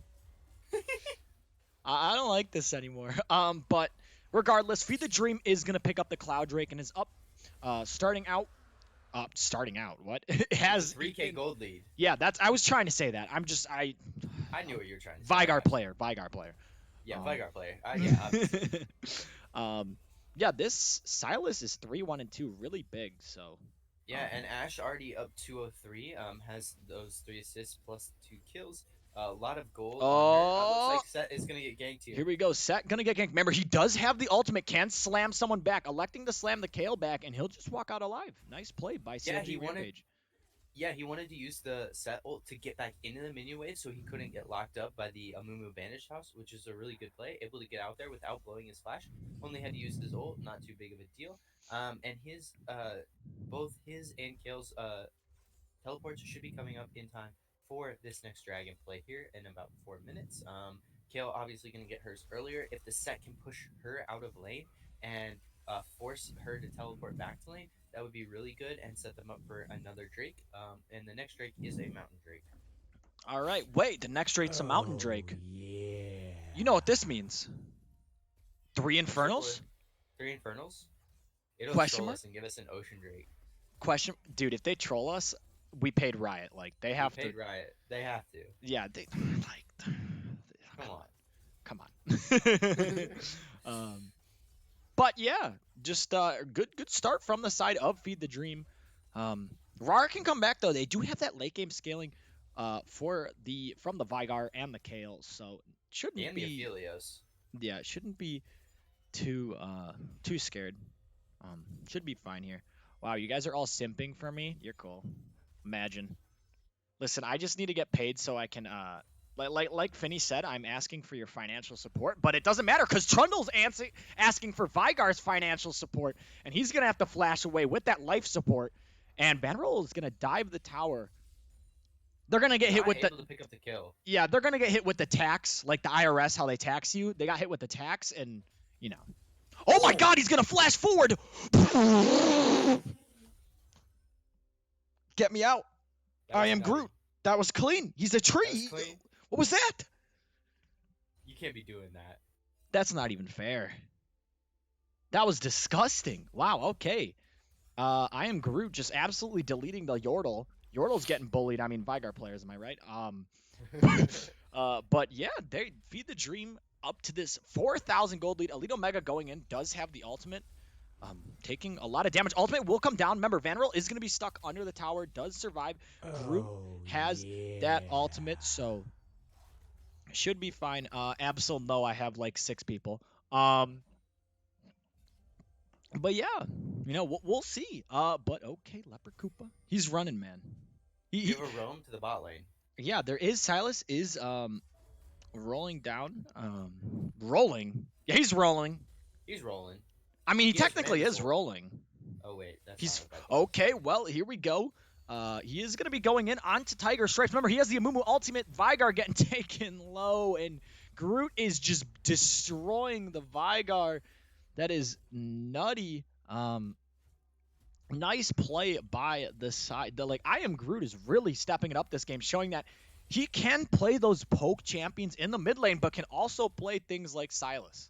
Yeah, these kind of like dive mages along with Echo, and yeah, I would include Fizz in there. Not really assassins, but kind of just these like DPS bruiser Okay, well, mages. it doesn't matter because a fight is about to happen in the bot lane. Arrow's going to land onto the 200 years of experience champion, and it is just going to go terrible. Nice play by Feed the Dream, and the Set, the other balanced champion in the game, is going to get a double kill. It is now a 6,000 gold lead for the side of Feed the Dream, and Rawr is feeding the dream of going to win the championship for FTD. Great teleport from the set. Able to get 3 tower plates on the 4 members, and then able to rotate towards the dragon and pick up that. They have a huge gold lead now, up to 7k. They have more kills onto the set, who was starting to not be able to match the kill very well. But now that he has a huge CS lead and those 2 additional kills, he'll be able to pick up the Triforce and actually be able to bully this kill out of lane a bit more. And actually, I do like the Silas pick here because you can steal the Kale ultimate and keep yourself alive long enough to actually kill the Kale and kill the Aphelios in the backline. I don't think it really matters at this point. They're not far enough ahead to really deal with you. And I think overall the Silas is going to be really good at getting to these backline carries. And the Ashe should be able to output Ooh. damage in the front line and take care of the Amumu. Mid and will go maybe the down. Vigar as well. Mid will go down here. Yeah, mid Good is going to trade. end up going down. A nice trade by the side of Rawr, trying to get something done here, and they actually do end up getting the turret. So they are not out of this game. They still can come back. It is a very tall mountain to climb, but maybe they are just going to climb that mountain, and we'll see what does happen. Earth Drake is up. Remember, no team has actually taken this Drake. It is going to be started by the side of Rawr, and there might be a huge team fight incoming for this Drake. We'll see, though. It is just going to get reset, and they're going to start backing away. Maybe they'll gesture towards it, but Kale is just free hitting this top tower in the And meanwhile. Kale But does not have TP for this fight. oh, the ult is going to miss. They're just walking away. Remember, Kale does not have ultimate. They can't get onto anyone, but Set is going to pull back the 200 years of champion or balance or whatever, and he's going to die. Elite Omega taking a ton of damage. Braum trying to soak up. Groot going to steal the Vigar ultimate and kill the Amumu, but it doesn't matter. BNJ going to kill the Braum. And he's stuck in the baby cage, but it's going to be a 3-0 for the side of Feed the Dream. And also, they are going to take the Drake. So Feed the Dream trying to escalate this game as fast as they can and not give Aurora a chance to come back into this game. Clearly, they understand the capabilities of the champions on the side of Rawr, and they don't want them to get to that point. Oh, Okay. okay. Riot Games. It's an Ocean Soul. It's an Ocean Soul. Get me out. We paid them, and they did it to us. We're being trolled. We're being trolled. I can't tolerate it. I'm reporting. Who am I reporting? I'm reporting everyone. Report everyone in the game. But yeah, Toxic. kills are 14-2. It's really just looking like a repeat of the last game, to be honest. Yeah, an already 10k gold lead at 16 minutes. That gold lead is gonna continue to climb, I believe. Rift Herald is about to be up. I don't think either team will go for it. We might see FTD try to take it to try to push down this top lane and get the Kale, put a little bit more pressure on the Kale. She was able to get a lot of free farm during that fight around Dragon. Obviously, she wasn't able to join because she didn't have TP, and she was able to pick the tower up. So she did finish her Hextech Gunblade and her Zerker Greaves. So she has a little bit of damage now, but still not enough attack speed to really DPS here. Well, and she is only she is actually to the level 11, so she does have her full form here. And she will be able to get that stack towards her Alright. passive up. Well, sorry to interrupt, but a team fight is going to happen. Braum trying to front line, but it doesn't matter. It is just way too much of a gold lead. they could probably stand still and still roll over Rawr. CLG Rampage is on a rampage, and they're going to take out Feathers. They do, I believe, also pick up. Yep, they do get the Rift, and they get a 3-for-0 on the side of Feed the Dream. It feels like 3-for-0 has just been the name of the series. This series might also be 3-0. Yeah, great fight for the side of FTD. Got into the choke point, hit a solid Ashel. Although it did hit the Braum, they were able to get around the Braum and get towards the back line of Rawr. And it looks like they're going to be able to pick up not only a second tier tower, but maybe even this inhib tower. They won't be able to get the inhib. Oh, wait, no, they will not be able to pick up this inhib tower here. The Hello, Jesus. Rift Herald will fall. They will get Yeah, some nice. damage off onto it, but I don't Jesus. think It did get the charge. it did get the charge, did get the damage off, and they will be able to get vision around the backside of Dragon here to set up for this next Dragon in 240. Set will be able to pick up the first tier top tower and continue to push that wave in towards the second tier top tower. And it looks like FTD is rotating to try to take that. We have Trundle moving over towards the Dragon. He's going to clear the Scuttle Crab and then maybe clear his bot side jungle and then probably reset and get some more items here. He might be able to finish his Titanic here, which would be huge for these team fights, spreading the damage across the backline more. Okay, well, we got a fight coming through. Aphelios ultimate will land. Not much happened. They actually almost did end up taking down Leper Koopa, but they were able to get out. So not much really happening, just a bit of a skirmish, but Feed the Dream is up about 11k gold right now. Okay, trying to pull the trigger. It is going to miss, but Elite Omega is going to get a kill onto Leper Koopa, but it doesn't matter. It's going to be traded back. All right, Groot in the bot lane against Feathers. It is the biggest matchup you've ever want to see. The Tree Man versus Feathers. Who will win? He's going to dive forward. Remember, he does have the Kale ultimate. Are they going to trade Kale ults? They're going to ult each other. But wait, what? It showed the icon. Yeah, it's just the icon when you get the kill with the ult. Hey, you know what? Kale's killing Kale. That's all I gotta say. Kale killed Kale. Kale killed Kale. Yeah, dude, that's kind of pog. That was really, really pog. All right, well, yeah, this game is looking like it's going to end pretty soon. Feed the Dream should just be able to end this one unless they hard throw. But yeah, we will see what happens here. Yeah, guys, can we get some pogs in the chat for bad vibes? Everyone, pog in the chat. We need some pogs. Rawr is now behind 13k gold. Dragon is about to come up. We see Leper Koopa setting up vision around the backside of the Dragon Pit here to hopefully take that. I think once they take this Dragon, it should be a move towards Baron and probably ending the game. I don't know if they'll actually even attempt to pick up the soul this game. They're just so far ahead at this point, they could end the game. All right, well, Drake is going to be up in 18 seconds. Will be an Ocean Drake. Feathers just trying to farm it out. We'll see. Okay, Trundle is walking forward. The arrow will land onto the Vigar. It looks like a fight is going to break out. Tiger Stripes in the front line, but you don't want him frontlining. Mustache Man Braum is also going to go down. The Aphelios ult will land on 3 people, landing the root, but it's not going to do anything. And Feed the Dream is now sieging the mid lane with Trundle going probably for the Drake.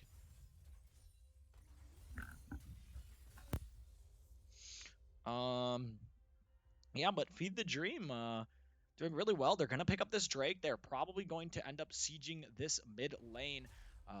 Big items not really coming through for the side of Rawr. Game 1 was their best game in my opinion, but game 2 and 3 is just not looking like they're having a good game. And Feed the Dream actually going to pull off the mid lane and try to go for this this Baron. So we will see what ends up happening. They are starting this, and it should just go down. Vigar might be able to check this, but I don't think they can steal, so. Yep, this is down to 1k. Yep, all right. Well, Baron is going to go over for the side of Feed the Dream. They can probably just group and end this game, but let's see if Rawr can say something about this.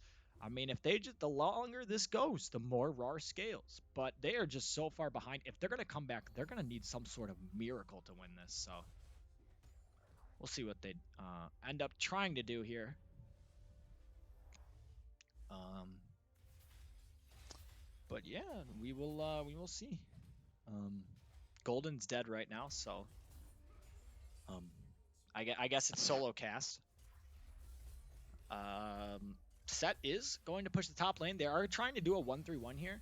We'll see if Set will stay alive here. But pushing the mid lane should be able to pick this up. We'll see if an engage does end up coming out. Doesn't look like it. An engage will happen, so doesn't look like much. They should just be able to siege down this mid tier 3 turret. Should just be free. Um, oh, they didn't get the tier 3 turret. Close. But bot lane is pushing in. Top lane also pushing in. They've got all 3 waves pushing in. We'll see if they can crack an inhib turret. They have yet to do so. Okay, they finally do crack the mid lane. They're going to start pressuring this inhib. Should be able to get it for free. I don't really see Rawr trying to contest this, but they are going to be walking out, which gives pressure to the side lane. Silas and Set should be able to push up and get some damage done to these turrets. All right, I am back. Welcome back, and okay, we got a 1v2 coming out. Silas getting Groot engaged is on. going in. The Tree Man, will he survive? No, he is not strong enough to survive, but Leper Koopa and Feed the Dream looking to get revenge, coming forward. They get 1 kill. They're going to get the second. Koopa with the double kill. Vanderil going to have to walk out. Does end up falling. Koopa going back in, but Feathers and Fur gets ran down on the top side. Leper is just trying to stall. Feed the Dream could just end the game here. They're getting a ton of damage onto the turrets. It's BNJ and CLG Rampage against the bot lane of Rawr. The turret is going down. They're going to end up getting one. They're going to walk forward. BNJ gonna try to kite him out. Is doing really well on cutting this. Braum getting taken very low. Braum heal's gonna have to come through. If they kill the Aphelios, this might just be the game. BNJ does not have flash. He does have flash. He does flash forward. And the Nexus is gonna be exposed. And Feed the Dream, for the first time in organization history, is gonna pick up the championship. Congratulations to them. And Rawr will get 3-0. Doki gets no chips this season. And it's a feels good man for everyone. Feed the Dream able to pick up the win in the final game here, led by about. Let's see that gold lead real quick here. Hold on, I have to check. I can't see it. I couldn't see it. Okay, I accidentally got out of the game beforehand. My name is Juan Carlos. All right. Well, that man seems as happy as everyone else. Okay. Anyway, Feed the Dream able to pick up a huge win there and finish off their season with a 3-0 onto Rawr. The kind of defending champions tend to be the champions of this league. Damage output wise, Ash putting out 13k damage while the Silas putting out also putting out 13k damage. Silas playing really well in the mid lane, able to play aggressive and keep the Vigar from getting ahead. Kale was irrelevant that game. I don't mean to be mean and toxic, but wasn't able to get ahead, and Mumu wasn't really able to get into those lanes to kind of assist them and push them forward. Vandrel doing great in the jungle, 3-1 and 11, able to move around the map quite a bit and hit key pillars to either force summoner spells to set up for later kills in that lane, or able to get a kill in and of itself. In the bot lane, they were able to just stop in the bot lane. They didn't really need the help of Vandrel. They did get that 4-man dive that ended up getting them the tower and then moving into the dragon. And again, FTD just played well around objectives. They got vision, and I think obviously, clearly they were the better team in this series. All right. Well, this is going to be it for us for the IBS season. It's been a good cast with my man Golden. And yeah, we would like to thank everyone at Zero Gravity Gaming for a great Iron Bronze Silver split. Every team played well, got to see some interesting strategies nevertheless.